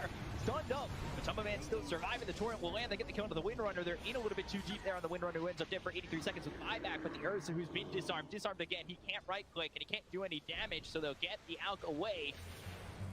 IG stepping forward pretty far. Look at the health They've got regen. the X, they'll pull back Fly, but it's not going to be enough. They've got the Abyssal Blade, and look at the damage coming in from Emo. He's attacking the tethered target, and they've got that going to Yapsor. They'll get themselves the toss. Down goes Nisha, and it's just so much damage so quickly. He'll stun himself in the base. Are they going to dive? They were thinking about it. They turned him for a second, but they're going to get hit by the X as well as the Torrent. They'll look at turning this around. He'll get caught by Zai, but it's not going to be enough to get the kill on a Madumba Man. They'll take him out, and he'll buy back. Nisha now looking to chase as Emo and Fly try to leave the base. They charged up the stun, though. Stun up Emo, and he might just lose the Aegis, but this is only the first life that's taken out of the IO's hands. X coming out from Kaka, that's right on top of Madumba Man, who just fought back. No buyback on his Like he out. might drop. He's down real low into the base, and the right click's coming through to Nisha. He's bashed up, killed off, and gone.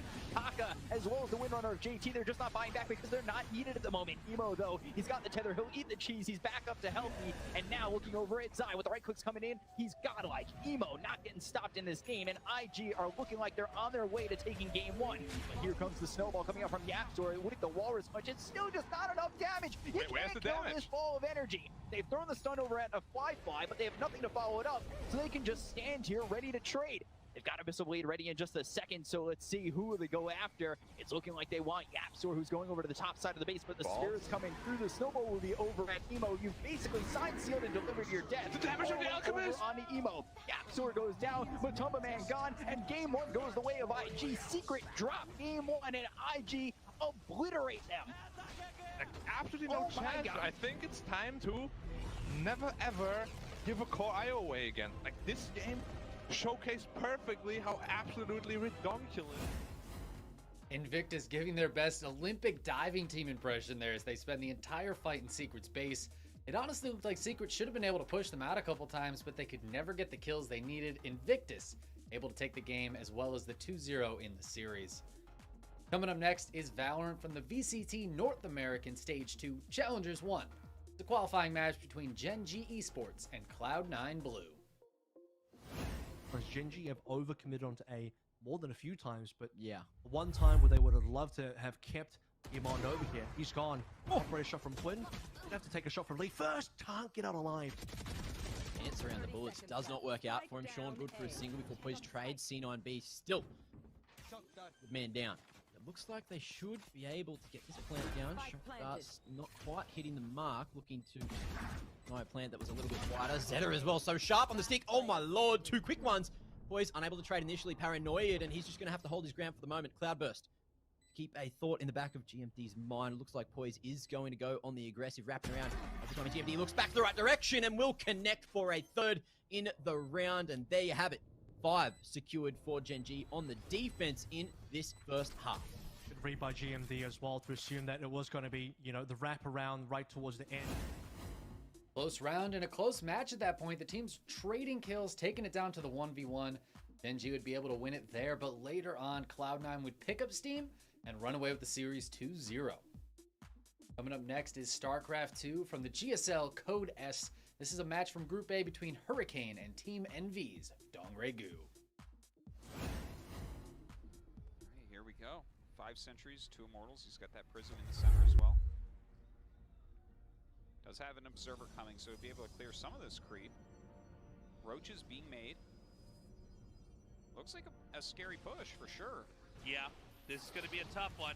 First force field goes down. He boxes out the queens from going directly up towards the hatchery, but he hasn't committed with his force field so far. There's really not a lot here for DRG. The immortals are in a pretty good position. Yeah, DRG just does not have many units. Like, he has 19 lings right now, and that's it. It seems like Hurricane's just going to smash through this. This looks pretty fearsome. I don't think DRG was expecting this. I was talking earlier about how he tends to hold a lot of stuff off. I think this is almost over, man. I mean, by the way, super committal here from Hurricane. He's going to just basically move past the hatchery. There's not drones mining there. If he can win the fight over here at the natural, the game ends immediately. There's like no units. I mean, he's just going to plow through.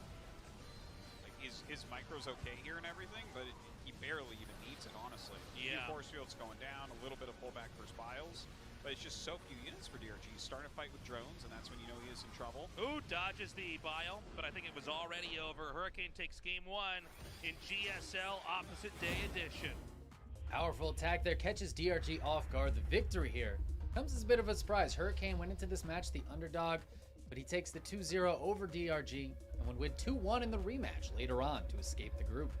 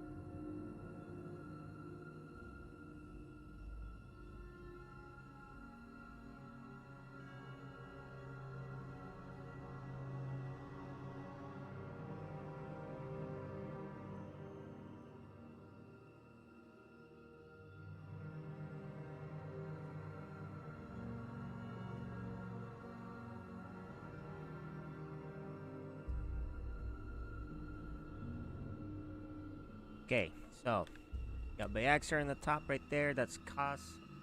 Bottom, the map selections have finished. You guys can see right there, Submarine for game 1. That Aura for game 2, and if necessary, Romanticide for the decider. The map is loaded. We're just waiting for our admin. I think getting something set up really quick.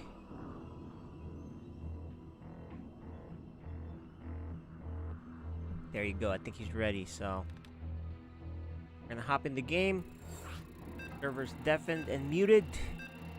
Players are ready. You can see them right there. They're excited. There's a big test for Bayagster. The Titan that is Kos, number 1 seed in this. Number 1 seed in this. Number 1 seed here in this group.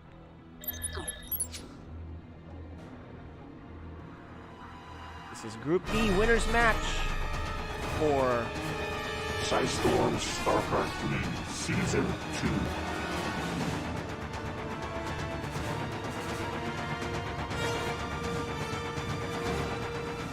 Okay, the bottom right. Nice play last time. Taking the win. Now he has to face this big guy. This guy is from the Philippines. Bayagster. And I said the big guy. This is the big guy. From Ukraine. The Terran player. Kos. I believe his team is Starcom. Now this is a big test. And Bayagster is not gonna... He's not gonna wait, man, for anything to develop longer. He's actually gonna cheese him pretty early. It's probably gonna be a gateway. Yeah, so I think this is one of those things where you get stalkers or adepts pretty early. Kos, I'm sure he has experience dealing with something like this. Bayagster now is gonna pretend to be scouting. Right?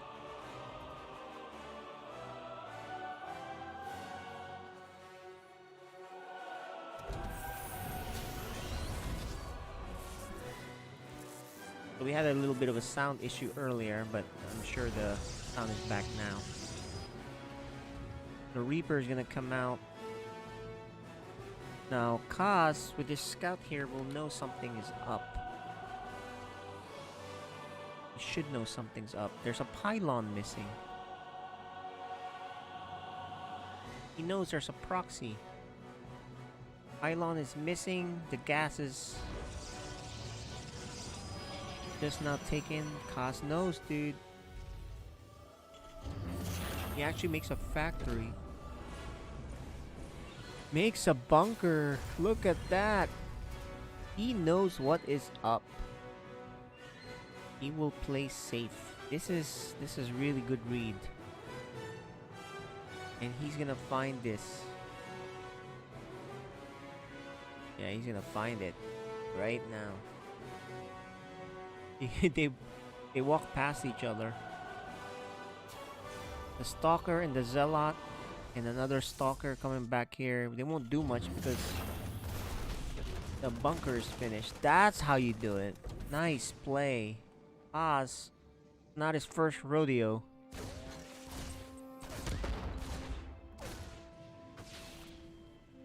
He's gonna get... Oh, but nice move by Bayagster. Does trap the Reaper. Oz is actually... Look at this. This is pretty clever. He lifts his factory here on the right, and he's gonna plan on sending some Hellions. Probably wait for a couple or maybe 3, but probably a couple. Delaying this expansion. Oz is looking around. He doesn't want to bring that guy back here though. Stalker's still here, so Kaz taking this very seriously. He does make his command center on the high ground. Bayagster cleans up that block, the engineering bay block. It's the expansion. Kaz is gonna wait for 1 more at least, maybe 2.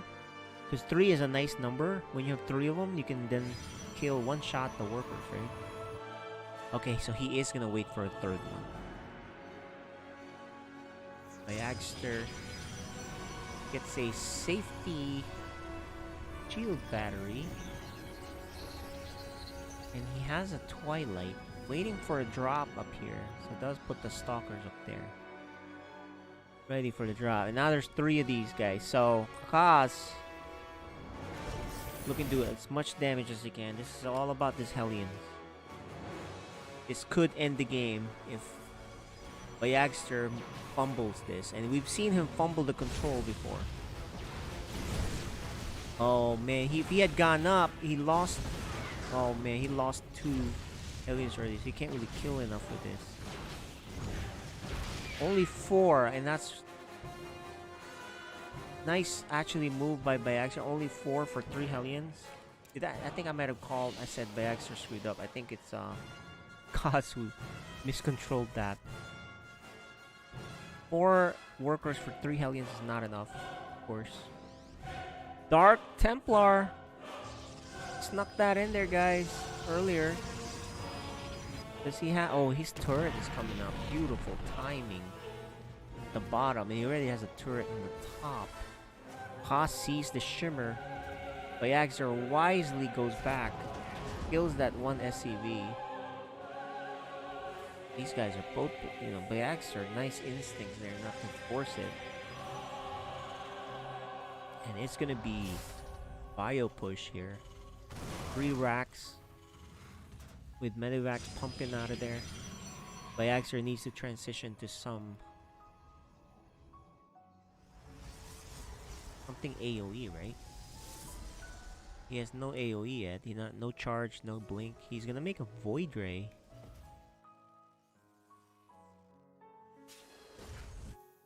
He does have a prism, so he could do some damage. There's no turret at the corners or in his mineral line. He's just gonna do as much damage as he can with some Stalkers.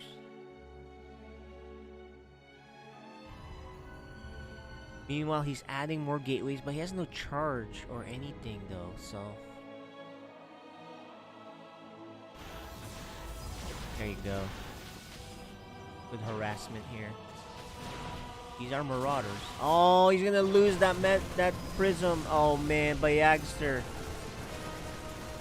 loses so many.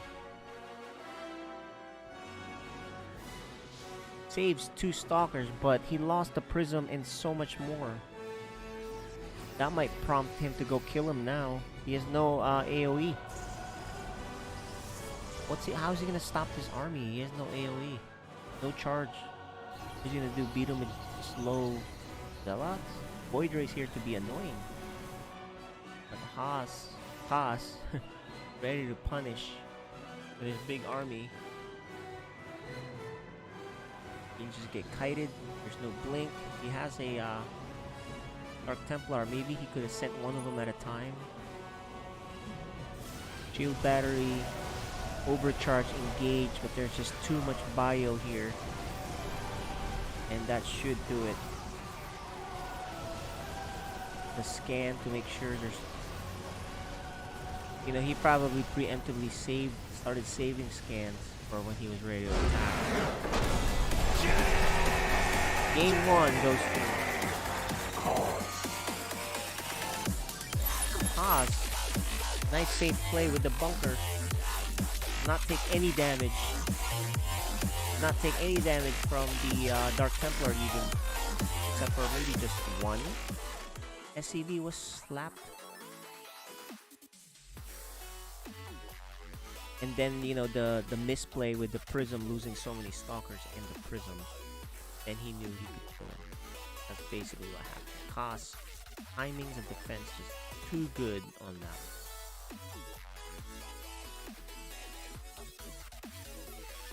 So we're gonna hop on to these guys.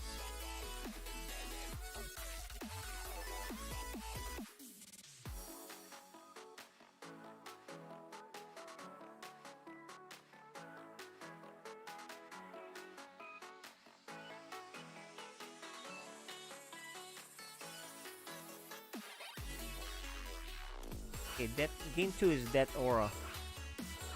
Take a quick peek. You know, if Bayagster wins this game, we might see each other on Romanticide, all of us. Romanticide. But he still has to win game 2. This is the winner's match.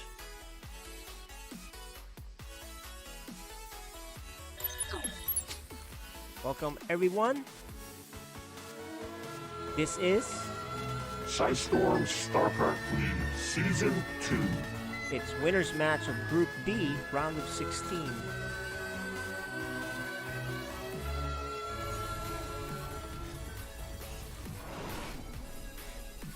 In the top left, from the Philippines, the Protoss player.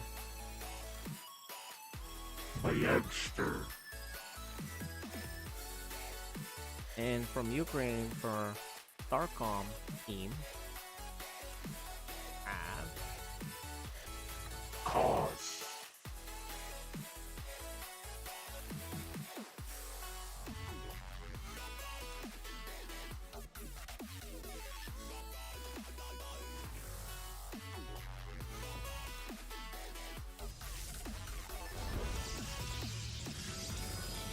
Okay, so no shenanigans this time for Bayagster. A little bit more standard build here.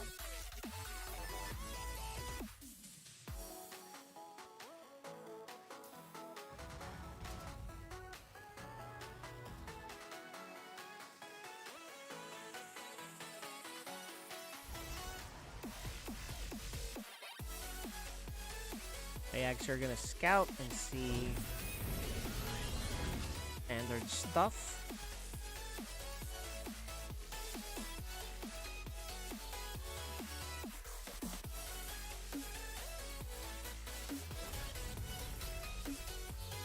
With his normal scout, so yeah, he scouts right at 19th SCV.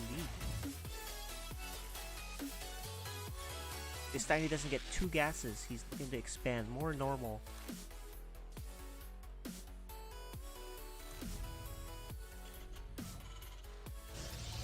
Meanwhile, Bayagster also expands and puts his pylon up there, up front. Takes the gas. Because he put the pylon up front, he has to take the cyber and put it right there at the front.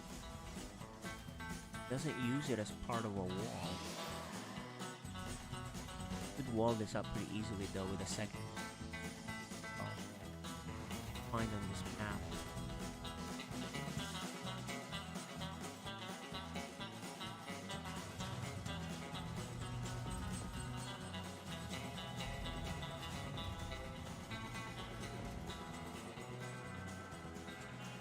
A safety shield battery here for Bayagster while he has a stalker.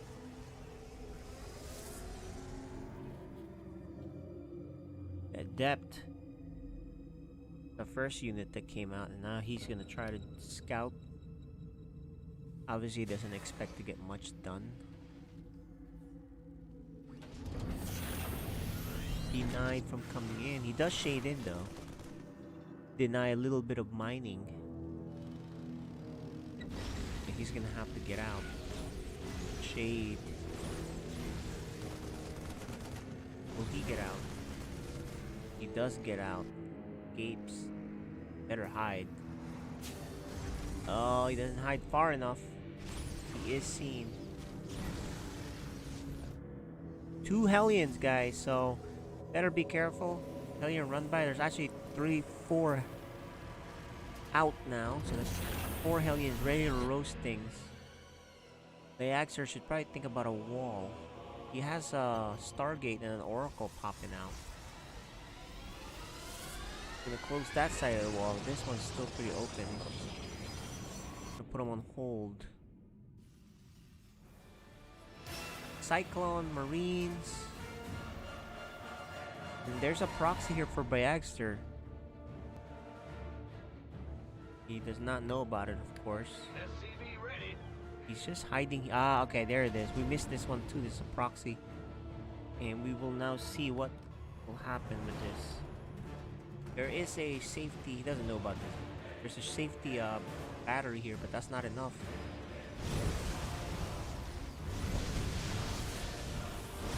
Oh man. 7 workers down. Gonna have to split these workers. He's trying to kill that starport. I mean, that medevac. Oh, that was a bait. Should have let all of them load and then kill it. 10 workers killed though. Medevac plus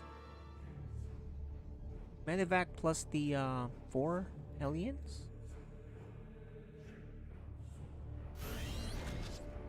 The Liberator coming up here. The Stalkers are not at home to defend. This Liberator's gonna be a pain. Gets the maximum coverage on that Nexus. Bayagster.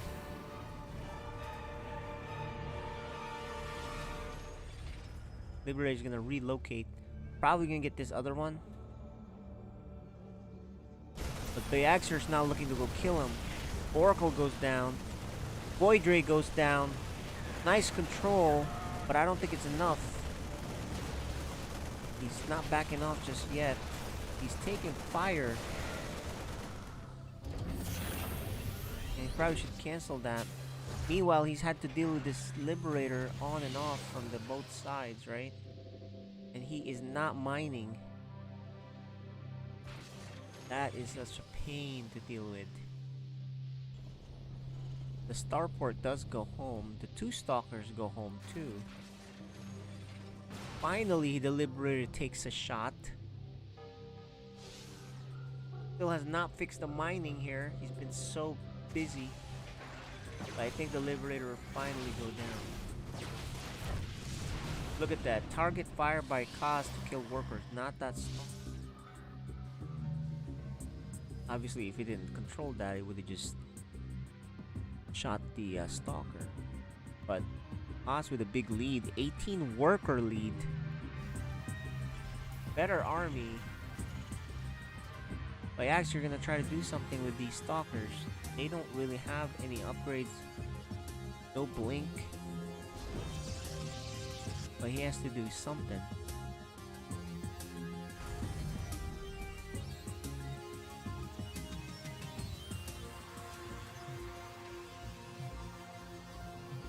Stalkers are not enough to do anything. A little bit of action here with the Cyclone.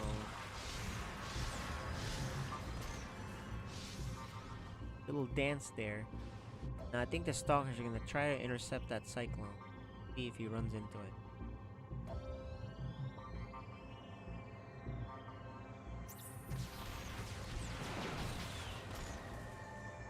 You think he's gonna escape?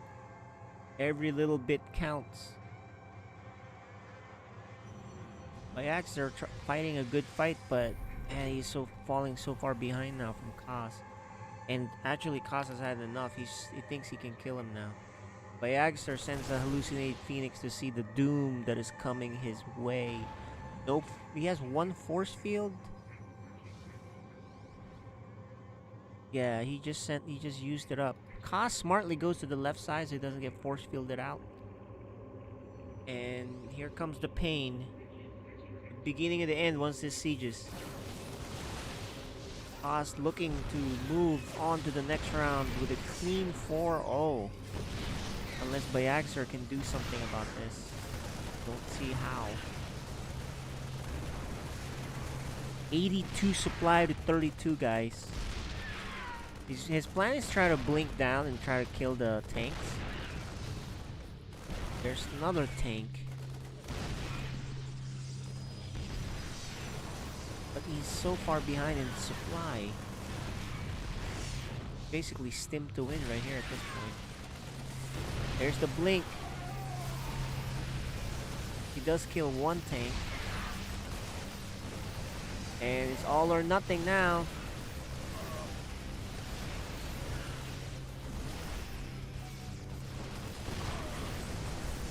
I mean, it is nothing. I just don't see him doing anything here. 12 supply.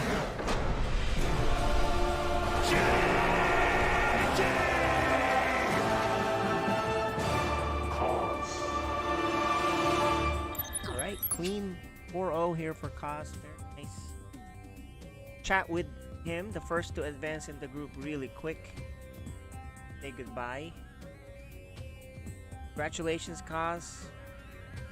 Just another day at the office. Clean 4-0. Hopefully you can go back and watch the VOD. You can see your little introduction video that we found for you. That might be the more interesting part of the matchup so far. But you know, you were just so dominant today, feeling pretty good. How are you? How are you doing? Well, yeah, games was pretty easy. I guess I just more experienced it, so I did read my opponent builds very well. So it wasn't very big surprise from me for me what they use. So that was very clean games. Right, clean games. Yeah. Let's hope the next my opponents will prepare something special, better. Yeah. Yep. Well, you know, good seeing you again, and I know it's very late for you being in where you are. So, good 4-0 just to end the day pretty fast for you. So, congratulations once again, and we'll see you again next time. Yeah. See you in playoff. Bye. All right. So that's us, guys. We're gonna hop on to the next match. It's gonna be the losers match, elimination, basically. The two players that lost, which is Ranger and Hiro, will play, and one of them will be eliminated. We'll be back for that later on. Let's get a couple minutes. Coming up next is CSGO from the ESL Pro League Season 13. A playoffs match here between Furia Esports and G2. Balls, let's get this one started, Look Chad. at all that util. Any smart things to say? Well, just with the buy right here of Furia, they have quite a lot of nades coming out here. 3 sets, one for Yuri, Art, and K Serato as the 1x bet onto the top of your screen there. Will be favoring G2 Esports. We've got this one underway, so over towards A. Very noisy, and one bullet, 1 kill. Art is dead. Yeah, he's not having any impact in this pistol. Nico's made sure of that. And they gathered ramp fast. T incendiary for sandbags. It's very indicative of a commitment. Now the smokes will bloom. Double HE. No one's down. Just peppered a little on Furia's advance. Bomb plant's a priority. No CT utility to contest this, but they do have a retake smoke. Yeah, flashes will be good for fights, and Nico's even found another. It's a dream. Last bit of util out of Furia. Now they're in a 5 versus 3, and there's still a smoke and flashes to go. Hunter's setting it up now. They're getting ready for this. Biding their time. They still have plenty of it. The flashes don't catch him, and Serato eliminates one. Junior's got a good chance to play spoiler here. Kit's on Jax, recovered soon. It's Hunter that's picked it up. Good shooting. One more remains. Only Yuri, if he could just stop the defuse. The round is his. Nico's gone, and they're all gone. Furia turn the round on its head. G2 dead. G2 off to a great start that round, but Furia remains calm, gets the bomb planted, shoots well to finish it off. That kind of play would take them to a 2-0 win over G2.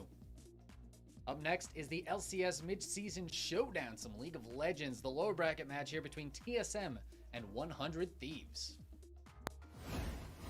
And Sion has to wait for the whole damn ulti to expire before you can even start channeling your TP. Those are big situations. Well, here we go. They're starting to fight off. Speak is going to be the target. Into the back line goes Sword Art, looking for some of the damage here, but who he's going to die. Power of Evil taking that one down.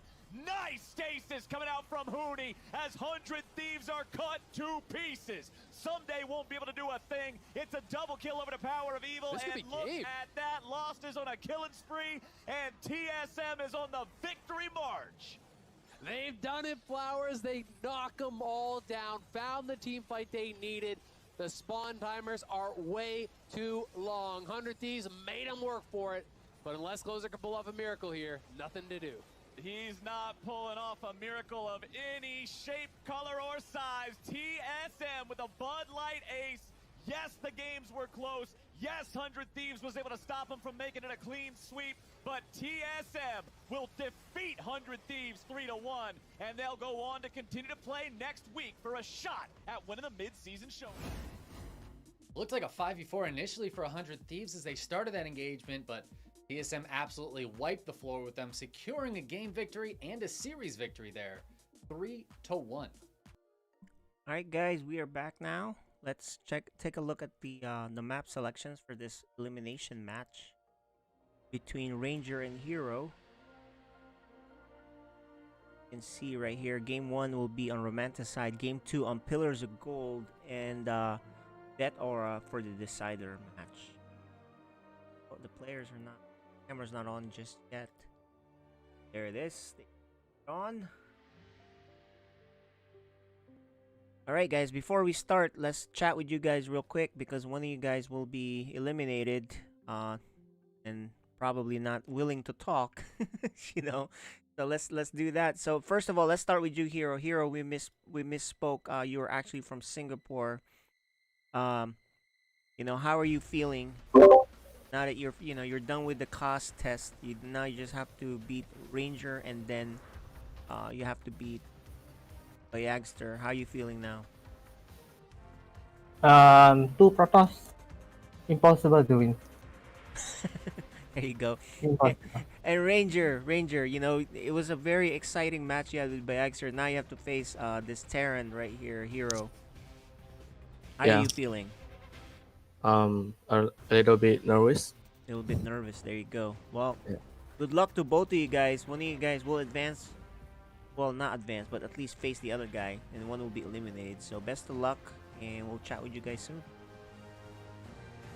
All right, we'll server def and mutant them. They're already ready to go, guys. As I said, the map start right there. Anticide, but we get 3 games. Out.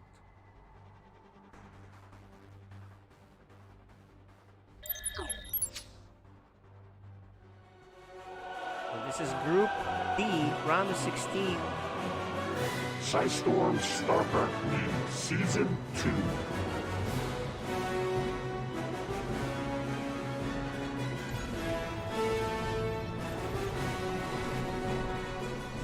Alright, top left. From Singapore, the Terran player. Hiro.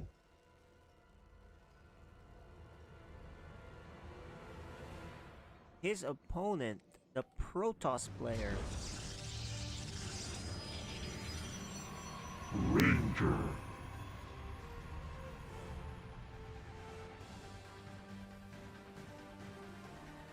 early scout for Hiro. We saw what Kaz was doing. He's scouting at 19 supply of workers. Or 19 supply, so...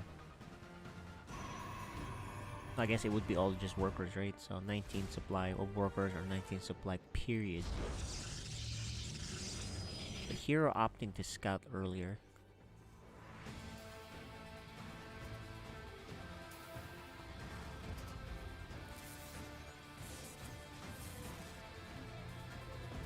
A little bit of harassment from the Protoss. And a block here. Pylon block, so that way the mining of the gas is really interrupted. Was able to pull this off.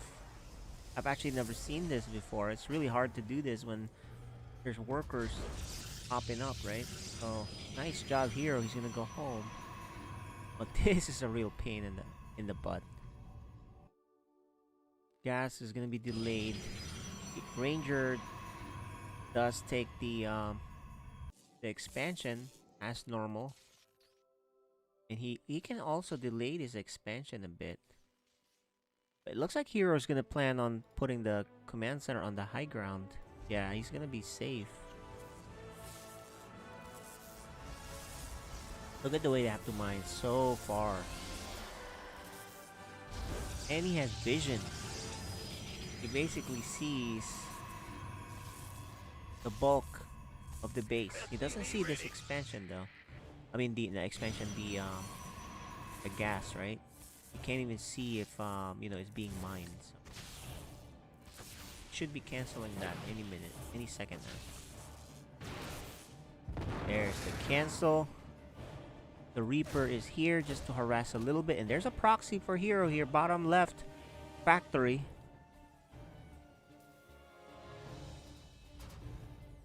What's he gonna do? Because typically I don't see a factory proxy unless you're gonna float that or make with mines out of that or something. It's very risky because you kind of need that at home, right? Usually you'd see like a starport.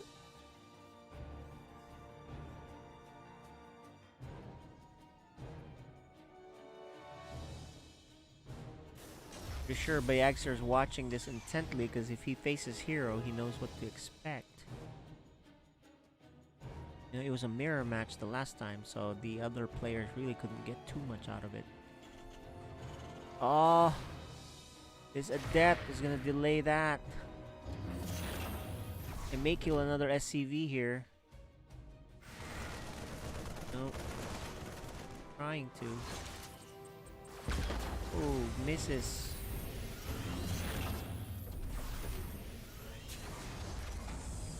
And decides not to go in there. He might kill this SCV. Oh, he backs off. I think he might have stayed too long, and he does die. Over here, it's gonna be a proxy for 2 buildings. Mine drop. Alright, it's a mine drop.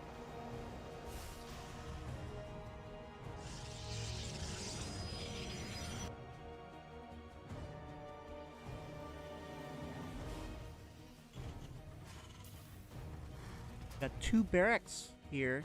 Second one popping up soon. And he has the armory, so the mines are going to be invisible. He leaves right away with 2. There is an observer coming out, so nice job by Bayagster. No, I mean not Bayagster. Ranger knowing that you want to get that first. Let's see the reaction. Does pull pretty quickly.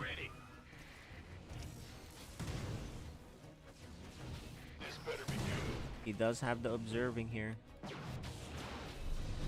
Kills the medevac and gonna kill the mines. Only 2 workers. That is what you call a perfect defense. You will lose workers, right? I mean, I guess you could say perfect defense is 0 losses, but let's be realistic here. 2 is pretty damn good, and those are, you know, mines that are permanently cloaked. Round 2 about to do. Another Widow mine here for Ranger. Reaper hanging out here, just making sure he knows when the Protoss decides to come to try to kill him and punish him for the mine drop.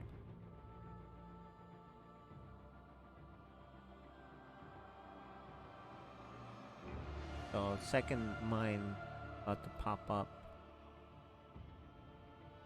Okay, so this guy is very hurt. We missed the action. Well, whatever this guy did somehow, I don't remember. I mean, I don't know. Here's the drop. Dark Shrine. Oh my gosh. Loses the medevac and 2 others. Dark Shrine is coming up. He does see it though, because he dropped right there. And there's actually another one coming, but you know, Ranger is onto it, so he has a cannon. Hiro falling behind in the workers. Hasn't been able to do too much. Oh, there's already a okay, 4. Maybe he'll save that. Very risky to try to save that. He does save it. Because Blink, man, it was about to finish. He would have been that would have been a dead medevac. But third base now for Ranger, a big supply lead of workers. Overall supply Hero still ahead, and oh my gosh, look at this big army here. Will he see it? Hallucinated Phoenix Scout is gonna miss the big army assembling on the left side with Widow Mines. Cloaked, permanently cloaked Widow Mines. Stalkers are here. They can blink down and help at the bottom. Okay, here it is. The stim is gonna get rid of a lot of the Protoss forces. Gonna kill that cannon. Colossus is here to try to make a difference. Makes a difference. Is it enough? He needs to get back. Oh my gosh, he didn't micro it all the way back. He could have saved that Colossi. And he does trigger the firing of that. But he really needed that Colossi. I think he held this with the Colossi, but he didn't put it back. Ranger had a nice lead, but Hiro fighting back here.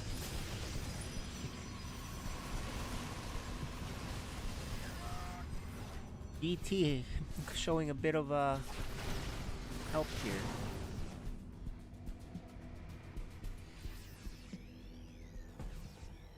Where's the Colossi? Not out yet. The blink to kill the Liberator. He doesn't blink back. He has more Stalkers here now, and the Colossi. Okay, so let's see. He's a little late on this Colossi helping out.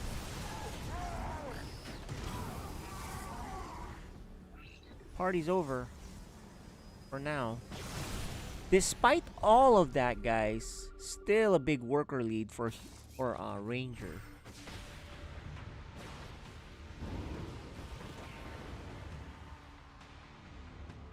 And Ranger looks like he wants to expand. I don't think Hero's done. Ranger's not making another Colossi though.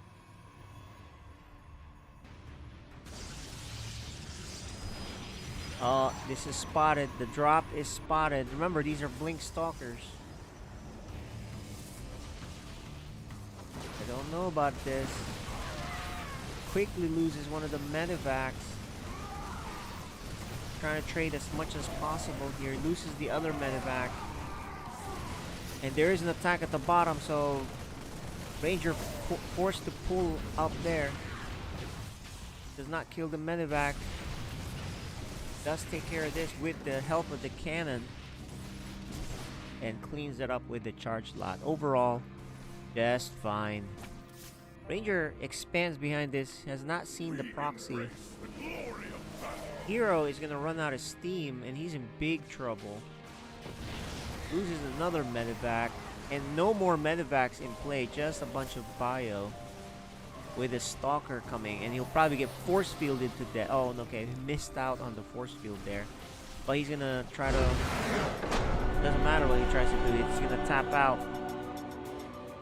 Ranger.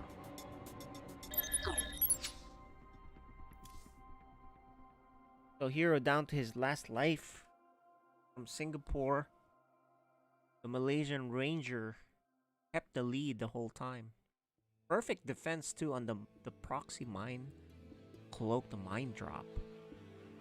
Perfect.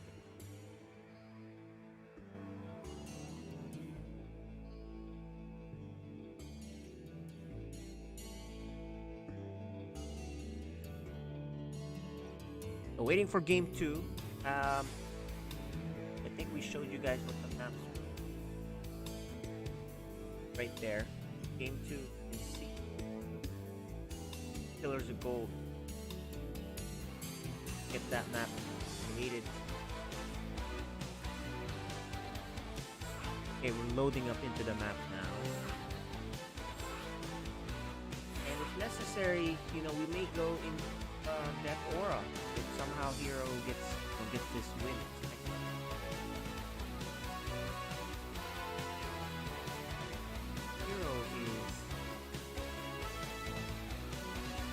Hiro finally got into the game. What do you guys think about that match? The last one, it was a little... It was pretty good defense there by Ranger. Now towards the end, on the attack on the third, I think Hiro could have killed him, but Ranger still had enough, even though he lost the Colossi needlessly. I don't think he had Colossi range either. But we're hopping on into the next game on Pillars of Gold. This is Group D. Sidestorm StarCraft League Season 2. Elimination match.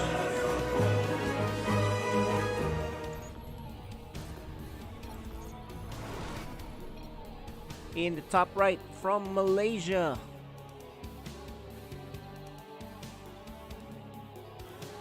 Ranger. And from Singapore, the Terran player. Down to his last life. Hiro.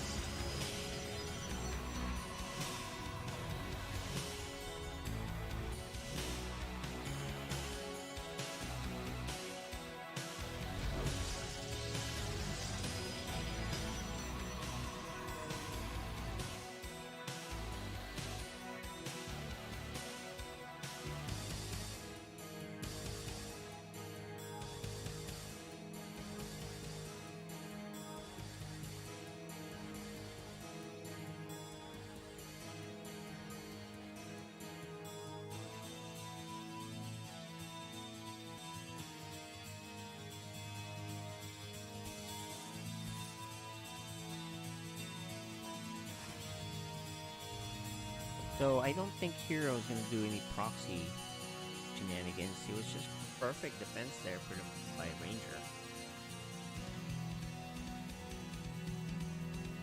And because Ranger had a perfect defense, I don't think he'll cheese. He's like, alright, I'm good, dude. I'll play normal. I'll play safe, standard. But first, on my scout view, make sure you're not doing anything too crazy.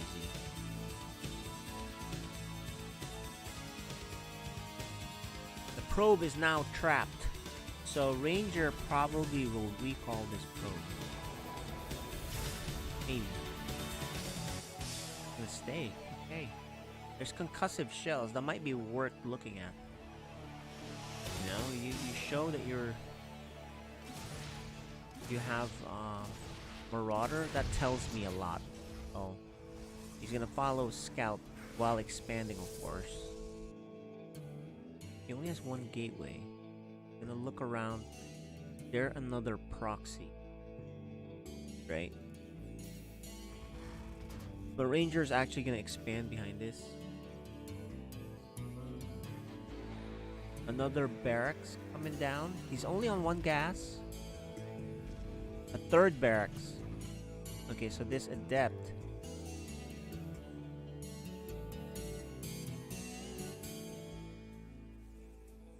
He's gonna probably try to shade up and see what he's got. If he sees 3 Marauders though, he kinda knows.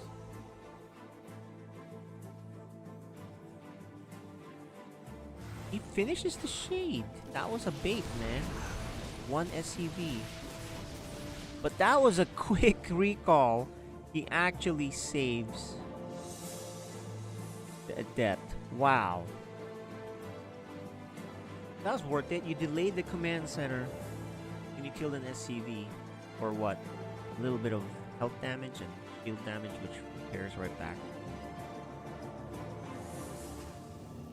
So he's thinking DT's a possibility or Oracle, so I guess he puts this in there.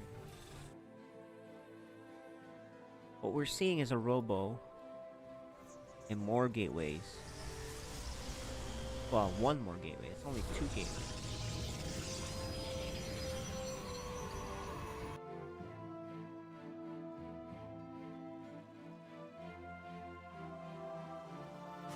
This is gonna be a bio push. How he's gonna hold this? He's gonna try to hold it with Immortals because he saw 3 Immortals. Not gonna finish that.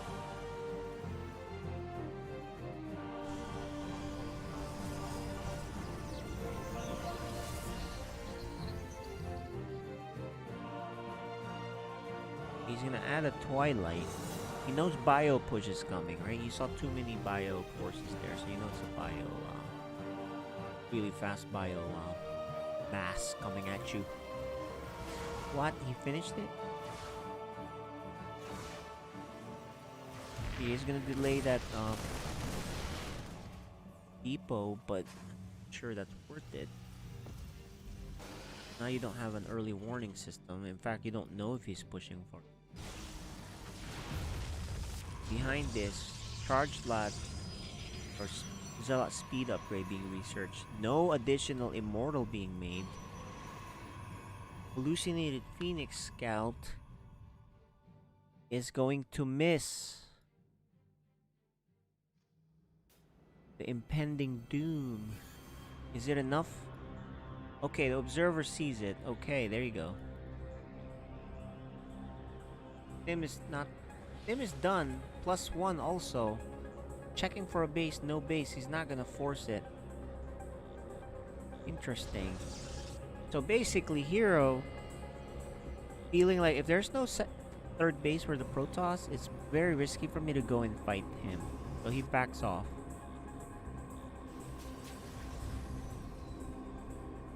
And he has a lot more forces coming out, and he even has combat shield research finishing, so that kind of makes sense. Blocks that expansion attempt. Very nice. Kills the probe. And knows the army composition. Hiro's gonna go again. Just bare bio here. Oh, can he catch the prism? Nope. Look at the micro here. The stim. He's picking out. Oh, he got the prism. Oh my gosh. And now he knows there's no counterplay, so he probably will try to finish this base, which never actually went online. So I doubt he'll continue. I think he'll just kill. He can kill here. These are charge lots though. Stim.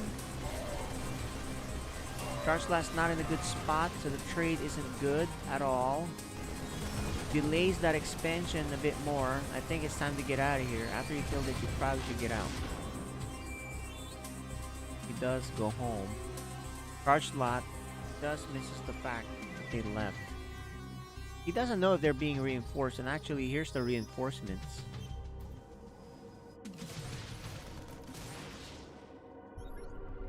Good scan to see what's up there, but This is scary Bioforce now with Medivacs. Now he knows what's up. Alright, so there is a disruptor and a second one coming. But he's stuck on 2 bases. Typically your Protoss, you want your third soon, right?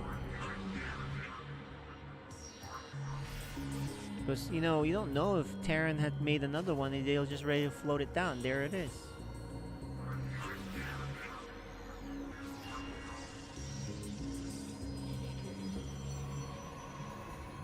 Instead, he's going to expand here, which is too close to the other guys.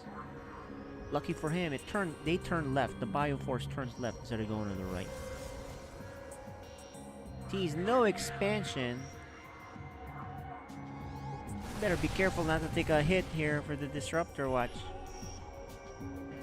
He scans and sees. Oh! Kills the disruptor before the Nova finishes, and I think he's dead. There's one more disruptor.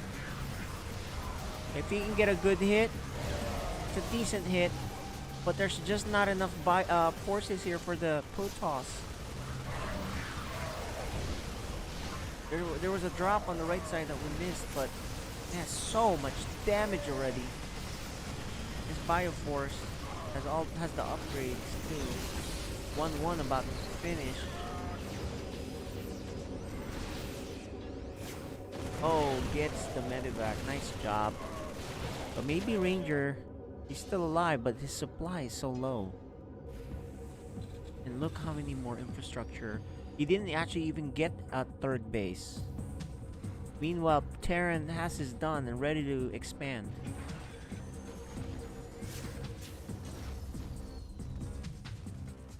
Hiro looking to come back and tie up the series. He gets the observer there. His lead is on the Terran. Protoss finally getting that expansion up. He has one disruptor and a dream. Our liberators here immediately killing one of the oh, I don't know if that was worth using your force fields there.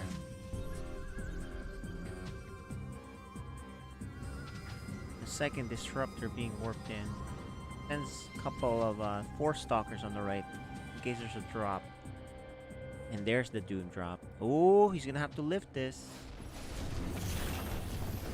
Yep, he's lift. Doom drop still on the way. There's only 4 stalkers here, and actually the liberators catch him. I mean, he catches the liberator, but there's only 4 stalkers. Everyone goes home. This is the F2 situation now. He's gonna kill that pylon to prevent more warpins in there. Mine explodes in his face. 2 disruptors ready to get a good. Oh, actually, good defense. He still. I mean, I know he lost a bit of units there, but thought it'd be a lot worse. But the Terran does go attack on the left side. The DT doing a decent job defending. 6 workers killed though, and more. The medevac staying too long. 11 workers, another drop on the right side. We missed that. Kills 11 workers there. These mines are still here, guys. Oh, he's finally gonna get one of. Nope. You better hide in the corner there, buddy. Mines are still here. There's one more. He's looking for the medevacs, which he thinks is going home, but it's not. Here, uh-oh. We got a little bit of a lag, possibly.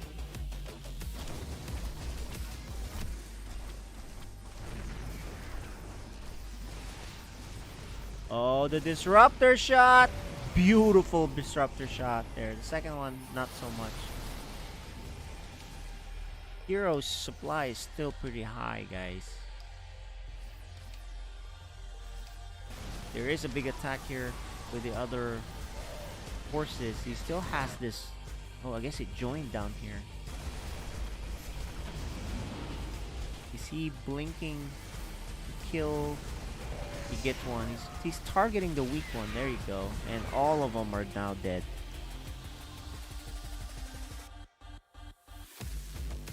Fourth base for the Terran.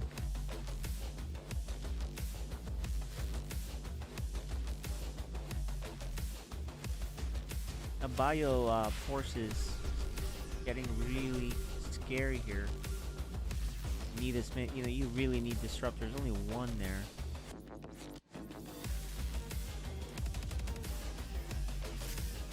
Liberator hanging out with Terran Force. Meanwhile, the Protoss knows there's nothing there, so he's gonna go attack here on the left. The Nova is gonna get the mines, 2 mines down. Decent attack here. Here comes the rest of the forces. Good force field. Don't want to lose the medevacs. Here, the disruptor even. They run away. But can the disruptor go home? No, he's not going to chase him. There's an attack here on the right by the Terran. Liberator all siege. Cancels that fourth base attempt. This is a big force here. With Micro, he's trying to kill that Colossi. He does kill the Colossus. Gets one Marauder, but probably needs to get out of here soon. Big attack here on the left. Kills that base. Very active. Hiro is all over the place. His base here is already set up. Almost double. The mine gets one. There's one more mine here. He sees that. I'm sure. He's right. He sees that right here. There's an indentation here, but let's see if you see. Yeah, you see it right there. Oh, but does he really see it? I mean, the units see it. But he's down to 2 bases. In fact, both his bases that's actively mining is, just half the minerals. So he really needs this base up. He's losing on the income advantage. Look at the income advantage. Almost 3 times as much for Hiro with 4 bases and the mule, right?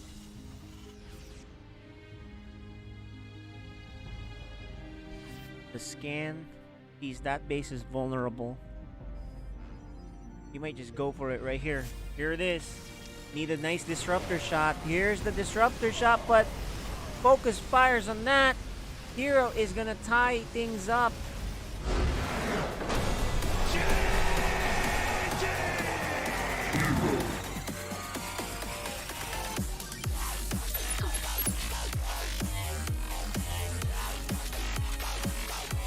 Alright, we're gonna go to game 3.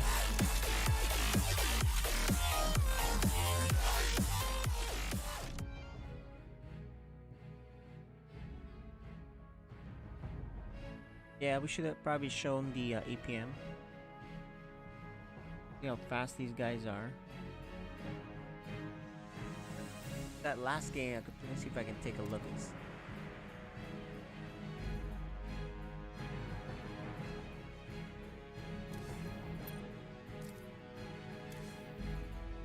373 APM for a Ranger on average for the whole game, and 307 for Hiro.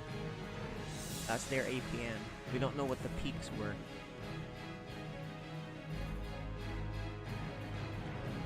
Waiting for game 3.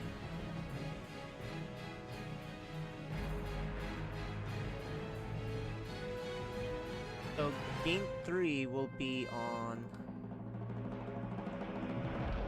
Death Aura. Okay, there you go. 2 guys just I think a big quick break.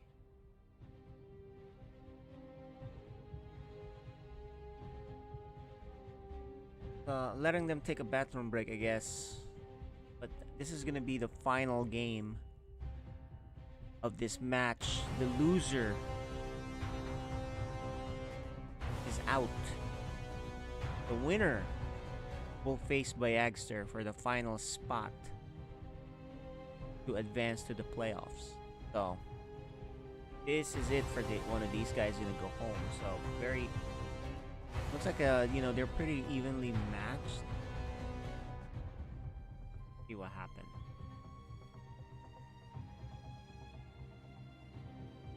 Yeah, they went that turn. One of them's back, waiting for Hiro.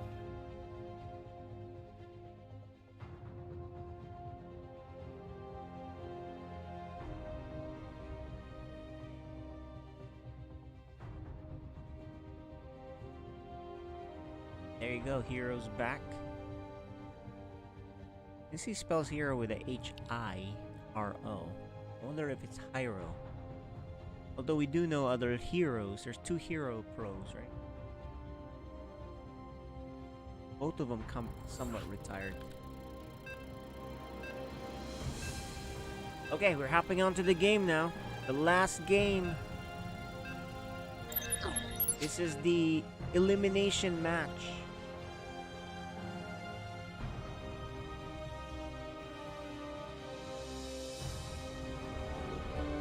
Group D, guys.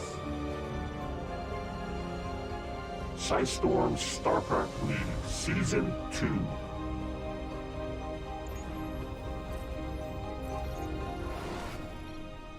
All tied up here. The bottom right is Terran player from Singapore. Hiro.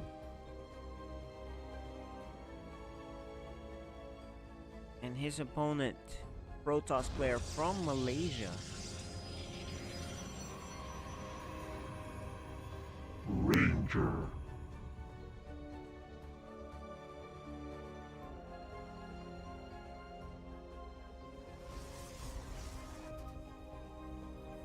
Yeah, you're right, Sam Obama. The last game, the upgrade lead was huge.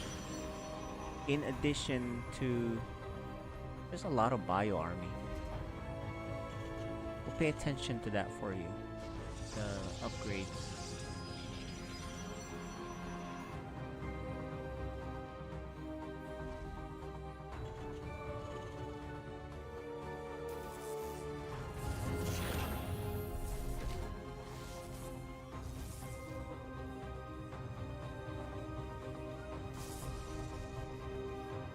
Look at his placement here. This is for the Reaper deny jump, right? So he's gonna put a cyber core here so then the Reaper can't hop up.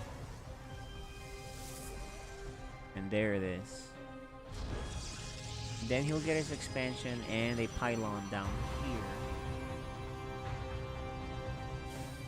while harassing a little bit. There it is. And he should be putting a pylon down here. There it is. And then the gas. There you go. What we're seeing here though for Terran, he's not getting his command center. Delaying it a bit.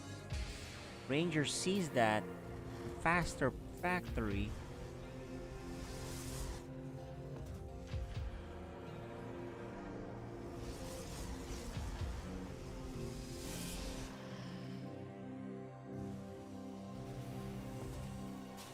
Two Reapers. Okay, I was gonna say, hey, you know, he didn't make a Reaper, but he's making 2 Reapers. So good thing for Ranger though, he does have a Reaper wall, so he only has to worry about this side. So I wonder what the plan is. Okay, so I think this is the plan of Hiro. He's gonna try to do dropship of Hellions and then Reapers joining the fight. They can just hop in. If I was him, I wouldn't show 2. Okay, he doesn't show 2. Ranger does not know this. He doesn't know what is up, but he knows it's a 1-1-1 build, right? There's a Stargate coming. The Adept is coming down to see, did you even bother expanding? Runs into the Hellion. Does not see the Reaper. I wouldn't show the Reaper. Oh, he sees it. And he might lose this. Oh man, if I was him, I would not have shown the Reaper. That tells me possibly a drop. But he's not. Okay, he's not doing that. Oh, never mind. He's doing Banshee. I guess he got discovered, so he's like script maybe. And there's. Oh, there you go. He gets the Hellion. There goes that plan. Hiro, man, you're falling behind. No third command center. Hiro is not actually going to get a base. I think he's just gonna try to do with what he can on one base. He's gonna get all in. The Oracle is gonna ruin his plans too.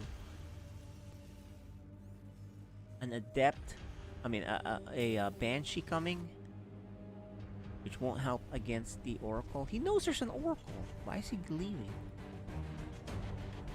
The Banshee gets spotted. So he's gonna follow that.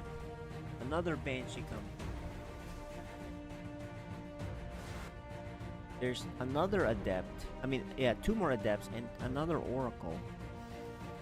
But no anti-air, no turret here. He's on one base, guys. Protoss power. Getting really set here. Oh, but the Cyclone doesn't even finish the job.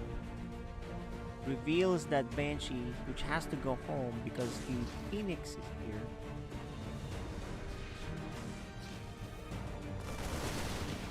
He does catch that. Oh, he doesn't lose it. However, he has no defense at home for the Oracle. I don't think he cares. He's gonna go for it. Alright, guys. If Hiro goes through here, Bayagster at least has seen how Hiro plays. And he played different all 3 games, so he's pulling workers. Okay, so this is going to be very powerful here. The Cloaked Banshee. I'm trying to make sure I'm scouting this. I mean, I'm observing this properly. It's just a lot of work. An Immortal coming out. Oh. Gets the Phoenix. The tank is siege. Liberate the Banshees. There's 3 of them, guys. 3 Banshees. Now the Immortal is out. But there's 2 tanks now. He's gonna focus on that Immortal. I think this is gonna do it, guys. Unless he holds this some miracle. He can lift that up, but he has no units. Ranger. Ranger has no units. Except for a Phoenix. Immortal's coming out. A couple Phoenixes, but there's... We're seeing the beginning of the end.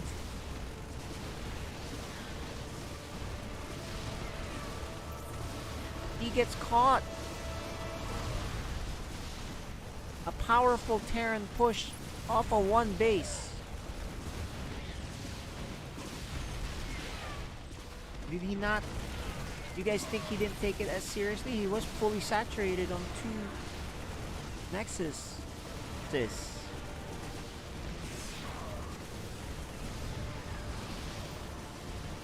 Bayagster, you know, knows about the 3 different ways that Hiro will play him, so he should be facing him. I don't see how Ranger can hold this off any longer. Unfortunately for the Malaysian, he should be tapping out soon.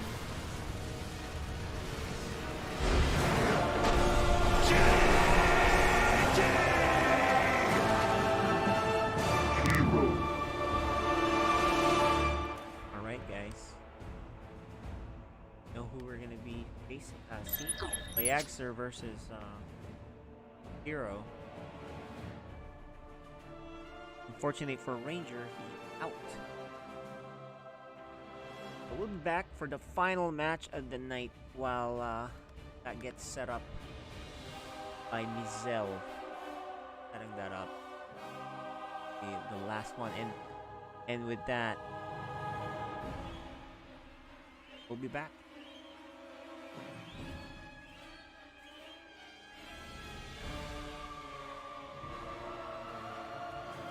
Next is Overwatch from the Contenders EU Season 1, a lower bracket match here between Young and Beautiful and Sheer Cold. Every single time you land any damage, and he's always getting cran every single time. Yeah, it's gonna be with the amount of shadows he's been able to pull off right now, and now with this Deadeye to open things up, clearing that space, but he got elevated on the wall. He doesn't find a pick. He just opts to go in for that space instead, but with the Blizzard coming alive, my Mone, unfortunately, you're gone, and so is Krandop. He will be able to come back into that fight with a Shatter himself, but Sheer Cold, they're finding those numbers, and finally, Sheer Cold, they found their footing on this payload. Young and Beautiful, they've lost so many of those members, but you could see Bembest already holding onto that Shatter that you were mentioning, Heroes. Yeah, utilizing the respawn advantage was really smart from Sheer Cold there, just to get their players back in, and they were able to brawl that fight out very, very effectively.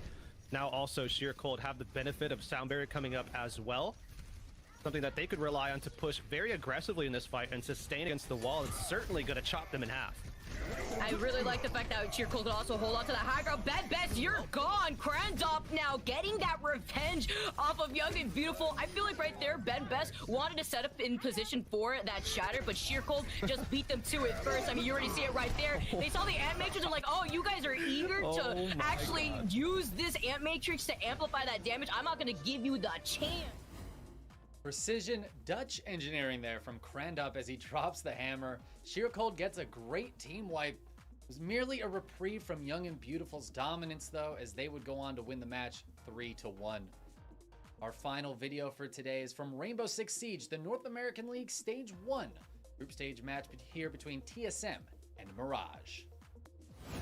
The analysts had speculated that because it was Chalet and not Coastline, that Mirage might have simply been outfoxed in the ban phase. Doesn't appear so at this point. Chala goes down as the very first casualty for TSM. Merc refrags onto Dream, but it's not the person who managed to take Chala out. And the wall getting opened up in Solarium is, they know there's a Valkyrie camera somewhere. Merc's just got to find it. Clearer entry now for TSM towards the bomb site. Ooh, this flank for Nyx could pay out well, and Hot is going to get his second as well. There's no flank watch, and this is a freebie, but oh, barely managed just to get that one in the end. Very scary, and as Bolo gets loading, it's looking less and less like a Mirage round. There's another great entry from Geo. Bolo even securing a knife kill. Houghton over in Piano, the top fragger for his team in a 1v2. A whole minute left for these attackers, though, and they're going to drone Houghton out. And take this one patiently. No need to rush.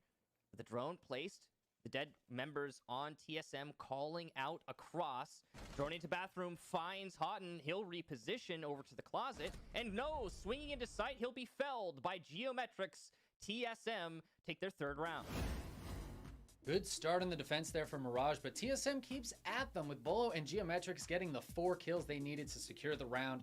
TSM would ultimately take the match 7-3.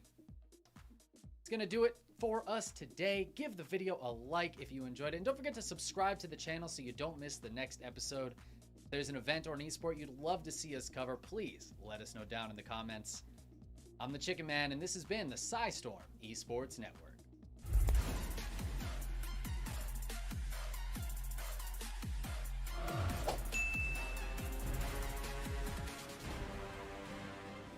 Alright guys, let's see what's happening here with these selections.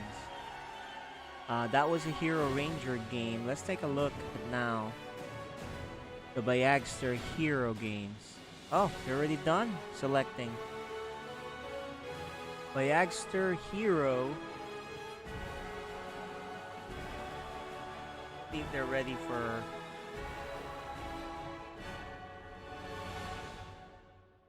you see Hero right there. Get ready. Bayagster's camera is not on yet. This is the final match. Whoever wins goes to the playoffs. Loser is out.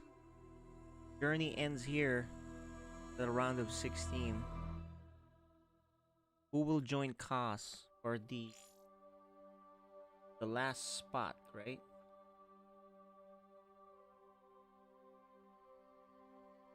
So I'm ready to go. There's Bayagster. He's ready. Philippines versus Singapore, guys. Who do you guys think is gonna take this? No, Bayagster had a really nice game against Ranger. You guys should watch that on the VOD later. Really interesting moves. He didn't play perfect, but he did play well enough. Meanwhile, Hiro had a tough journey against Kaz, but you know, Bayagster and Hiro did lose to Kaz, right? Kaz is too good right now, right? He was 4-0. He 4-0'd them. But against each other, we'll see. You know, before we start this match, let's do the final chat with the guys, because one of them's gonna go home and one's gonna advance. Really quick, Hiro. Nice job last game. You know, really tough match with Ranger, and now you're gonna face another Protoss. If you win, you advance. But otherwise, you know, you made round of 16. How you feeling? I didn't expect to win Ranger, but then I think now, it's again another Protoss, so another obstacle to do. Another obstacle, yeah, exactly. Ranger's pretty good, and now you gotta beat another Protoss, who did beat Ranger last time. So, and Bayagster, obviously, Kaz was tough, but now you have Hiro, who is a little bit different player. Probably not as tough, but still dangerous. What are you feeling?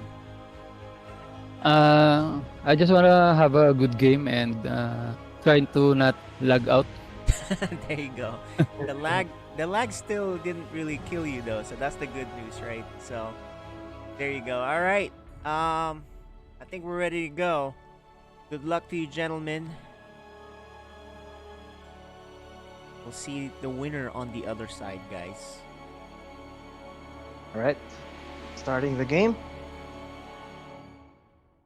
Final match, guys. Winner moves on, losers out.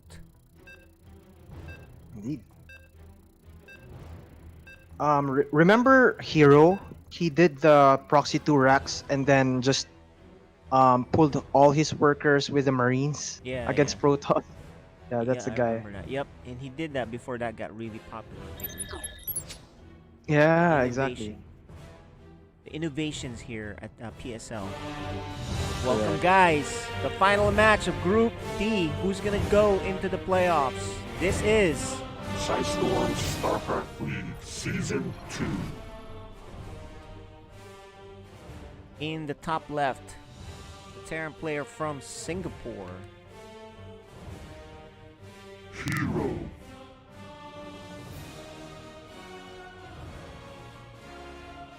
And on the bottom right of Romanticide, the Filipino Protoss player he is Bayagster. hey guys. You know, it didn't seem like neither of them expected to have a chance to advance. But yet here Right. they are. Because the favorites I thought would have been Ranger and Kaz. Right? Ranger Yeah. did not play well enough. He actually, you know, I mean, you don't blame him for losing to Kaz. One but base he all did- in. To Kaz, but he, no, you don't, you know, if he lost to Kaz, but he never faced Kaz. He lost to these two guys. Right. So I'm sure he's very disappointed in how he played, because he should be somewhat favored. Look at this, Bayagster, Nexus first. He does this thing where he does that, and then he probably will get 2 gateways pretty fast. I've seen him do this before. Nexus first. He's gonna have a nice worker lead. Very dangerous to do that against Hiro. We see him do a 1 base. The problem with Ranger and the 1 base last game, he fully saturated his base. I think he shouldn't have done that, because, you know, Yeah. right? He had fully saturated second base while Hiro was stuck on 1 base. So if I was him, I would have just maybe made a few workers there, and then the rest, more gateways or something. I don't know, right? So it just doesn't seem like that's how you do it, right? That's just too hard to do. You gotta be careful here if you're the Protoss. This is Hiro, who, like you said, right, will pull his workers and do a Marine all-in, right? You've seen that before. Marine SCB pull. Or he'll do a 1 base. Or he'll do proxy mines. And this is something that's good to do, because once in a while, Terran will forget about that pylon. Exactly. Because he thinks he's So- cool. Yeah. I think he's doing the same thing what he did last match. Yeah, it was opening with the Reapers, and then so he's not gonna expand. Okay, Bayagster saw the last game. This looks exactly like the last game. Yeah. He's not. Oh, look at this. Good pylon. Oh. I think when this finishes, he should have vision. Boom. Does have vision. Boom. Okay, Bayagster does have a base, but he should not fully saturate it, in my opinion. He should just get charged and lots of stalkers and charge lots, or blink stalkers and something, right? The problem is the tanks. The problem is the not Liberator, Banshees. Yeah, but Hiro is going for Medivac now. So no Banshees this game. Yep. Yet. So he's gonna do this is a slight variation where he actually makes 2 more Reapers, and then he's gonna drop the Hellions. And he can be joined by the Reapers, right? Because they get Oh. Right. And Bayagster didn't make a wall on the Reaper wall. Right. But he has Because, a shield battery, so that's good. That helps a little bit. But he has no vision on the left side of his base. His base, yeah. And here comes the Medivac, so let's see how fast he reacts, because those oh, he spots it on the left. He spots it. Nice spot. So I think he knows it could be lifted or not. He knows that's a possibility. Here comes the lift. Look at this. Bayagster knows about it, man. He did this in one of the games anyway, so there you go. Got the Guardian Shield. He's gonna try to focus now on the Medivac, maybe? No. He has a shield battery to go back into. No damage so far on the mineral line. He does activate the overcharge. Goes back to the shield battery. Beautiful play. But you know, good defense. Hiro is actually expanding, so he's not all in. So this is his other build. Yeah.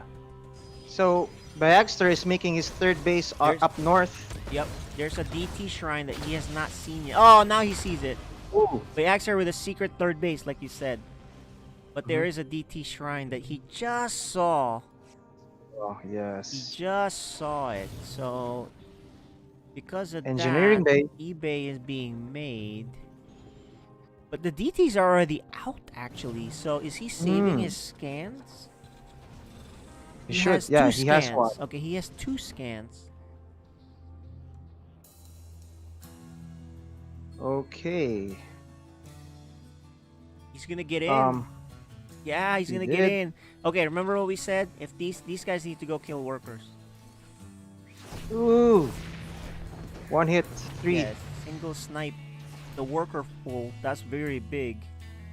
Remember, he had a delayed expansion. Oh no, the turret.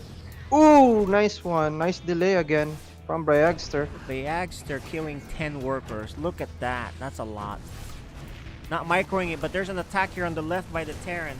He's had to deal with that. The Terran has killed 6 workers from the tank shots. And he finished him off. He does finish it off. And gets a Medivac. Nice job, Bayagster.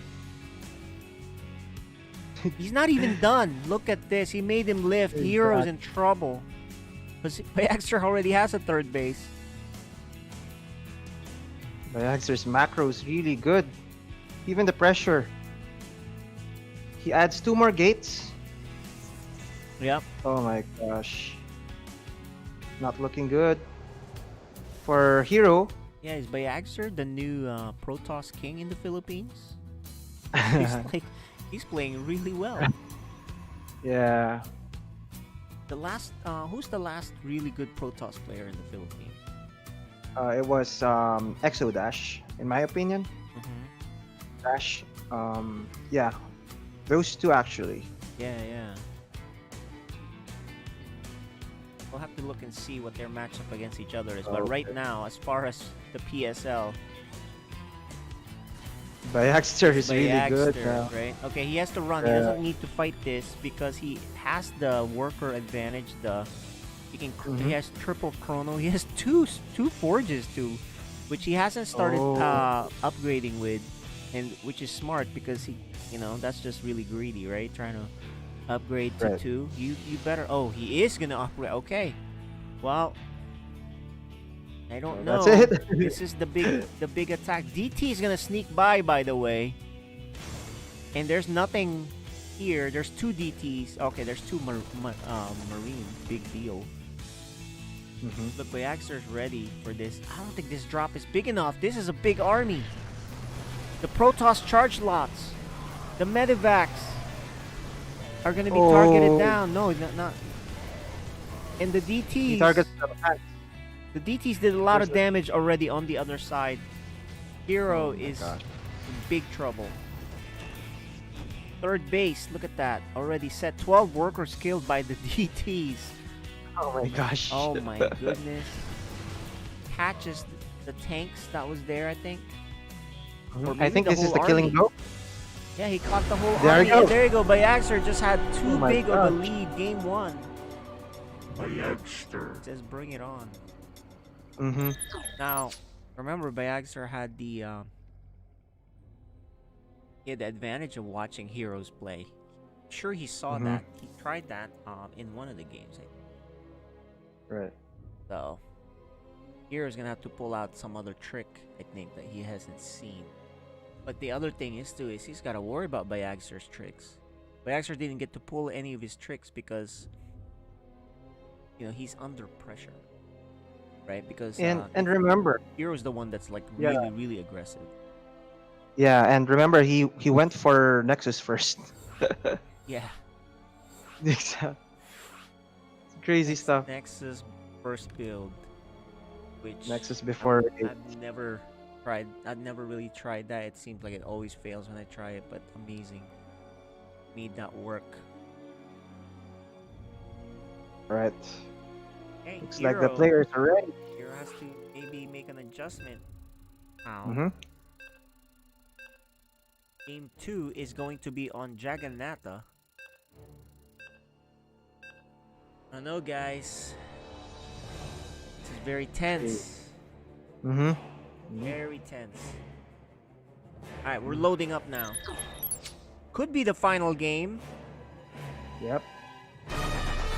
This is Group B's final match for Psystorm Starcraft League Season 2.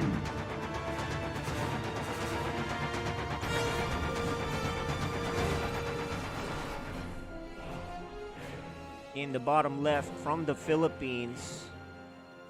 He might actually be the second player out of the group. Bayagster. But not if this guy can help it. Yeah, the blue Terran from Singapore, he is Hiro.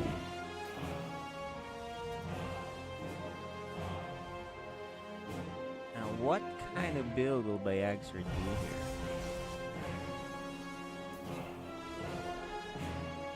But you know what, though? Hiro, what kind of build will Hiro do? He's the one that's super aggressive, man.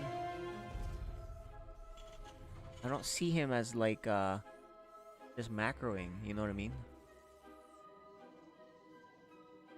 But a lot of Terrans will tell you it's better to just play that way against the Protosses. Protosses just get... Oh, he's gonna do Nexus first again, guys.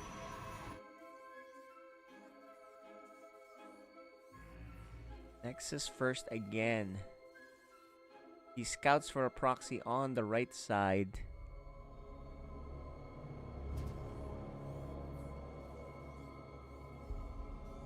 The gateway and gas. Double gas, of course. Let us see.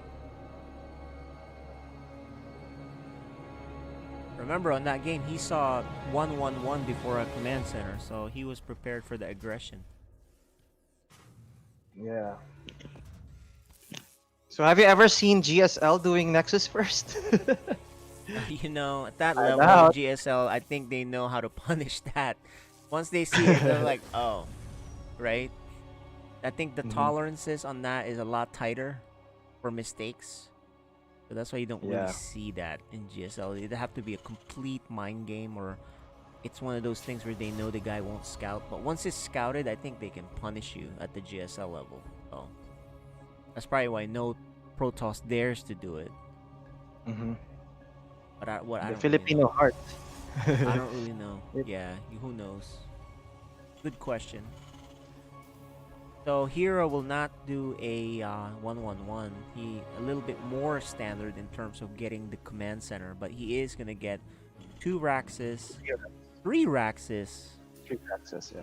So he did this build. We saw him do this build, and this is a lot. This is a lot of bio that's gonna hit you. Yeah. And I think was it in the last match he had against Ranger? I'm not sure what happened in that game, but I think he did this before already. Oh my gosh, this is... Yeah, the shield battery is a little late, but he does have a Zealot to help. Look at him aggressively chasing it, because he knows there's only 2. It's very risky, because if there was 3 or 4 or something behind this, right? I mean, I don't think he saw that there was an expansion. Oh, he did see there was an expansion. So I guess he knows. no bunker. Yeah, I guess he knows they can't possibly be 4 more units coming out. Okay. Now he's gonna try to do as much damage as he can, because he knows. He knows how Forcing that works. Hiro. Nice micro here. Remember how Bayagster was not microing well in the first one against Ranger? Where, well, he seems to be, maybe his internet's fixed. He had to do a restart. And he's like, oh, I don't have the lag anymore. I'm good. I can micro. There shouldn't be a lag between these two. They should be playing on the Singapore server or whatever, or Asia, where they should be fine. Okay, look at this. Bayagster trying to micro back. Nice move, but there's a lot of bio. It's time to run away. He might lose all of these guys. Oh, he's gonna lose at least 2. Or 3. He didn't go back far enough. 3. Oh, man. He does take a 3rd base. Look at this guy. Greedy? Is it greedy? He does flop down 3 more gateways. Plus 1 more on the top left. Yeah, a proxy, huh? Very nice. Ooh. I wouldn't say Marine? it's greedy. He might feel like he knows, or he has enough money. Maybe he was floating it. Like, I need to place this down. Yeah. Void Ray is gonna be a little bit of a problem, but he needs to watch out because there's gonna be a lot of bio soon. And what does he have? Does he have charge? No He has upgrades no yet. upgrades. The Void Ray is causing problems. He's gonna run away.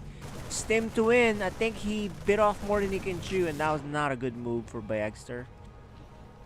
I think he needed to hug the edges so he can escape, but he didn't. In fact, you know the way he flew? He flew to the right instead of just straight down. Yeah, exactly. Then he would have avoided being killed because he'd run out of room. And now look, Hero's like, you have the Void Ray. You lost 3 stock. Let me go see how many units you have. I think Bayagster is fine. Okay, 5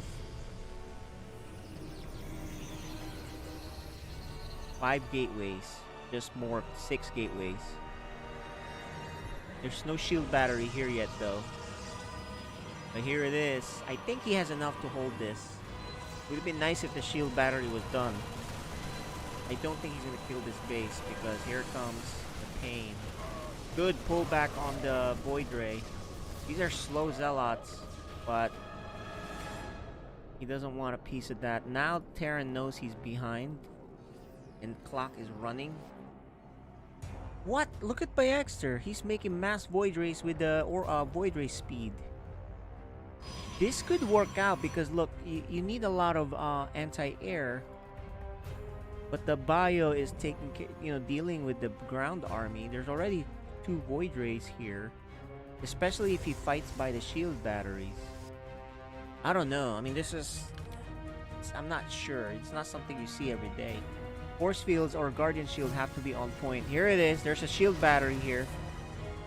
Oh, he activates it, and Hero's happy with that. He might just go home.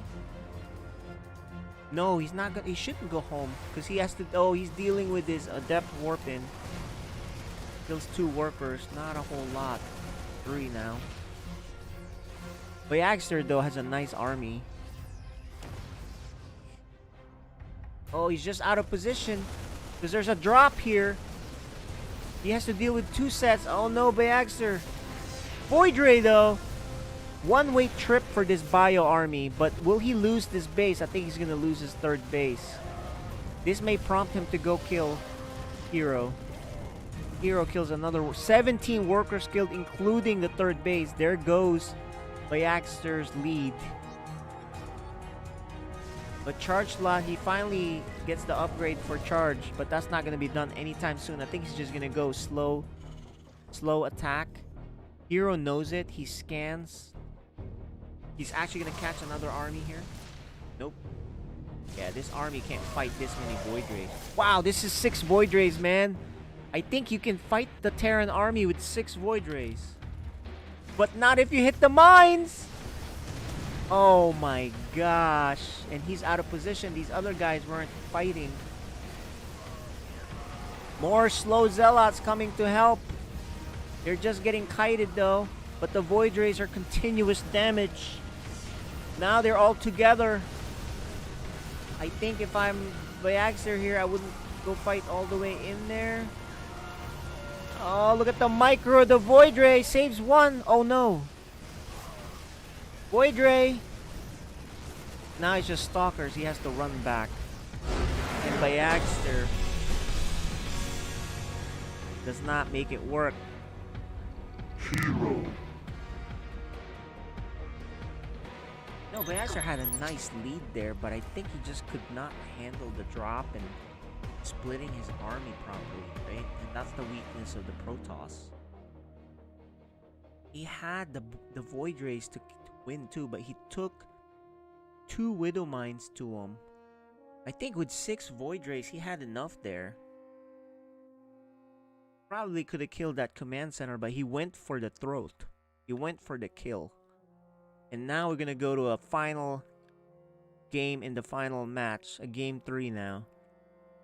Bayagster so close to moving on. Hiro so close. It's all 1 game left, guys. The last game.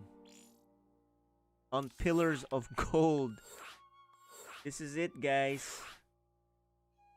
One of them's gonna move on. One is gonna be done at round of 16. The round of 8 is the playoffs. So Philippines versus Singapore, Terran versus Protoss. Bayagster was so close to moving on, but great defense there by Hiro, and also the mines. You know, he was so far behind, and Hiro also did a nice drop there to split up the Protoss force, and then kill the 3rd base and 17 workers. That was the problem.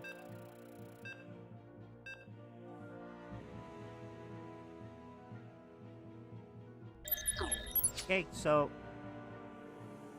this is the final game of Group D, round of 16. This is Psystorm Starcraft League Season 2.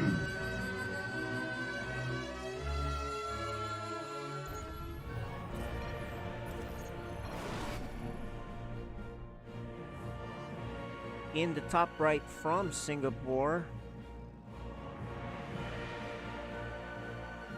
Hiro.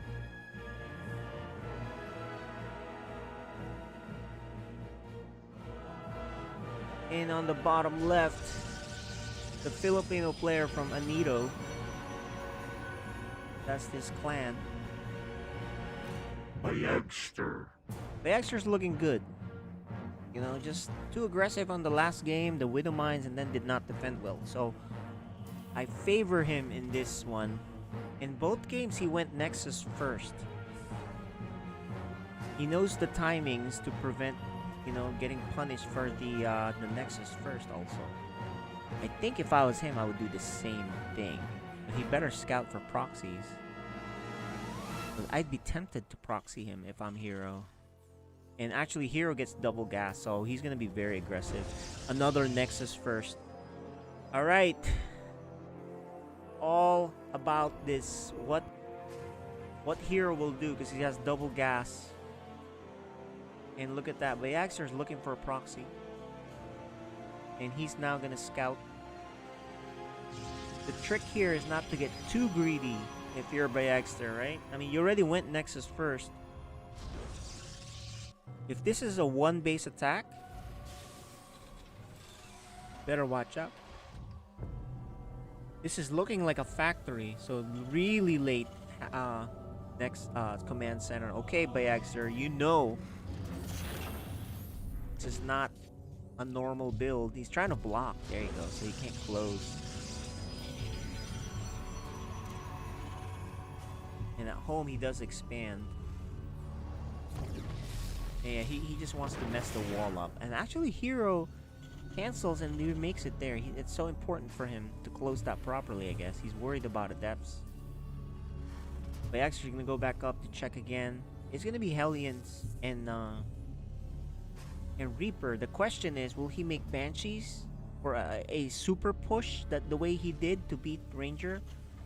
Or will he get a Medivac and then expand behind it? Because those are the two builds we remember seeing from him. He makes a Zealot for the Reaper because his... Okay, and then two Stalkers. So he gets aggressive with these two Stalkers and Zealot, actually. He needs a Pylon here so he can put a shield battery. And Bayagster is going to search for a proxy. And what do you know? He's going to run into the Reapers. Unless the Reaper takes a different turn here. There's the Pylon. He's going to try to survive with two gateways. Here's the Reaper. Just going to miss the scouting probe. At home, it is the Banshee. Okay, so we know what this build is. We saw this the last time. This is a one base Banshee push with tanks, Marines, and he's gonna try to make a bunker. The difference though is there is a high ground to deal with, and if you're Bayagster, you need to find this out soon. You don't want to over drone here. What I like is he is getting... Okay, he's going to get Blink. He's going to need a Robo because the Banshees are going to have Cloak. So he needs to know this. He has no idea right now. When you see a Banshee though, then you should know. Oh, okay. The Cloak is, 3/4 of the way done. Very dangerous time here. I love the fact that he's adding more gateways. But he needs a Robo. Yeah, an Observer. No Robo, no Stargate. Oh, no. That's going to be continuous damage. He sees the Banshee, so he should know what's up. He's like, oh crap, I'm going to need... There it is. He flops down the Robo. But he has a lot more... He has 4 gateways this time. Unlike, I think Ranger was too greedy on the game that he lost. I'm not sure. He's saturated. He was fully saturated. I think at this point you don't saturate anymore. You may want to get more gas, sure, but no more workers, all units. Correct. But, he has no vision. He actually didn't do a follow-up scout because... And now he can... the only thing you can do is assume. If you watched the last game, and he was watching the last game, you should know that's the case. And look at that. He's massing units. He needs to slow down this push as fast as possible. Delay it and meet him head on. The blink is finished, and he's just gonna miss it on the right side. Oh no, he's on. But one thing this does is he will not allow any more reinforcements. There it is. So no more reinforcements. He doesn't have charge on these Zealots. Is he too far? The tanks are exposed though, so if he can kind of... There it is. He should be blinking. Blink. He does take the tanks. And you know what? He's smart. He pulls the workers for extra damage because he doesn't need them. He doesn't need... He has an observer. Oh, he's stuck. Oh no, the Stalkers. The Stalkers were stuck. But he still has... He doesn't need this base. Keep that in mind. All he has to do... This is a very strong push by Hiro. All he has to do is survive this. Hiro has nothing behind this, really. But he's gonna lose 3 gateways at the bottom, which is really tough. And here you go. The Banshee is still there. Blinks away, tries to use as much of it as possible. I think he might hold on and finish this off, but he needs to He kill manages. that. Oh. He has an immortal. He can't keep losing anymore though here. There's a shield battery he can run into for some heals. There's the Cyclone. Hiro being pushed No back money. a little bit. Guys, this is really No money tense. now. There's an immortal. It's a big deal. That Banshee's still doing damage. Look at him pick him off because there's no healing. The tank is there, so you gotta watch out. More reinforcements coming from Hiro. Guys, if he can power these gateways, he really needs it. But he can't. There's a Raven too. And if he has that Raven energy to do the... oh, he's gonna go for it. There it is. He's gonna get that tank with the Immortal. The Immortal's not shooting. Oh, that was not a good... he does get the tank though, but he avoids the... he's in range to shoot that tank. He's gonna focus fire on the tank. He just misses it. Because he couldn't go down. He was being blocked. This is so close. Another Immortal is gonna be made. Look at this. He's trying to protect. He can't take any more damage from that. This is a really tough build. There's a lot more units coming. In fact, he's bringing his SCVs. And another tank is here. Getting choked out. The tank is exposed. Can't every shot though. Deadly. He goes back to heal. The Immortal is almost out. Oh, he can't take that shot. This tank is very... Oh no, the repair is here too. So Hiro's looking good. Here it is. He needs to get shots on that tank. He's gonna blink and kill that Raven. But the Immortal dies. He's running out of steam here. All he has are Stalkers.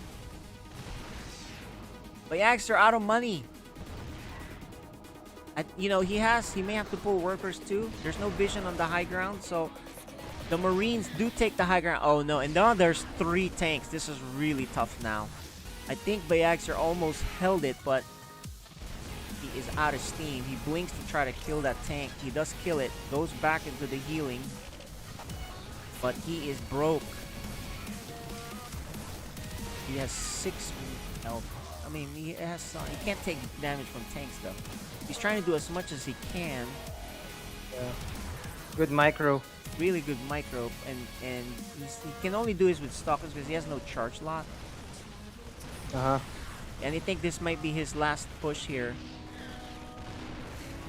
You know, even the Terran doesn't have much at home, so he does pull the workers. Oh, that's it. And the journey ends for Bayagster. And who do we have advancing? The guy from Singapore. What a game. Holy moly. He was so close.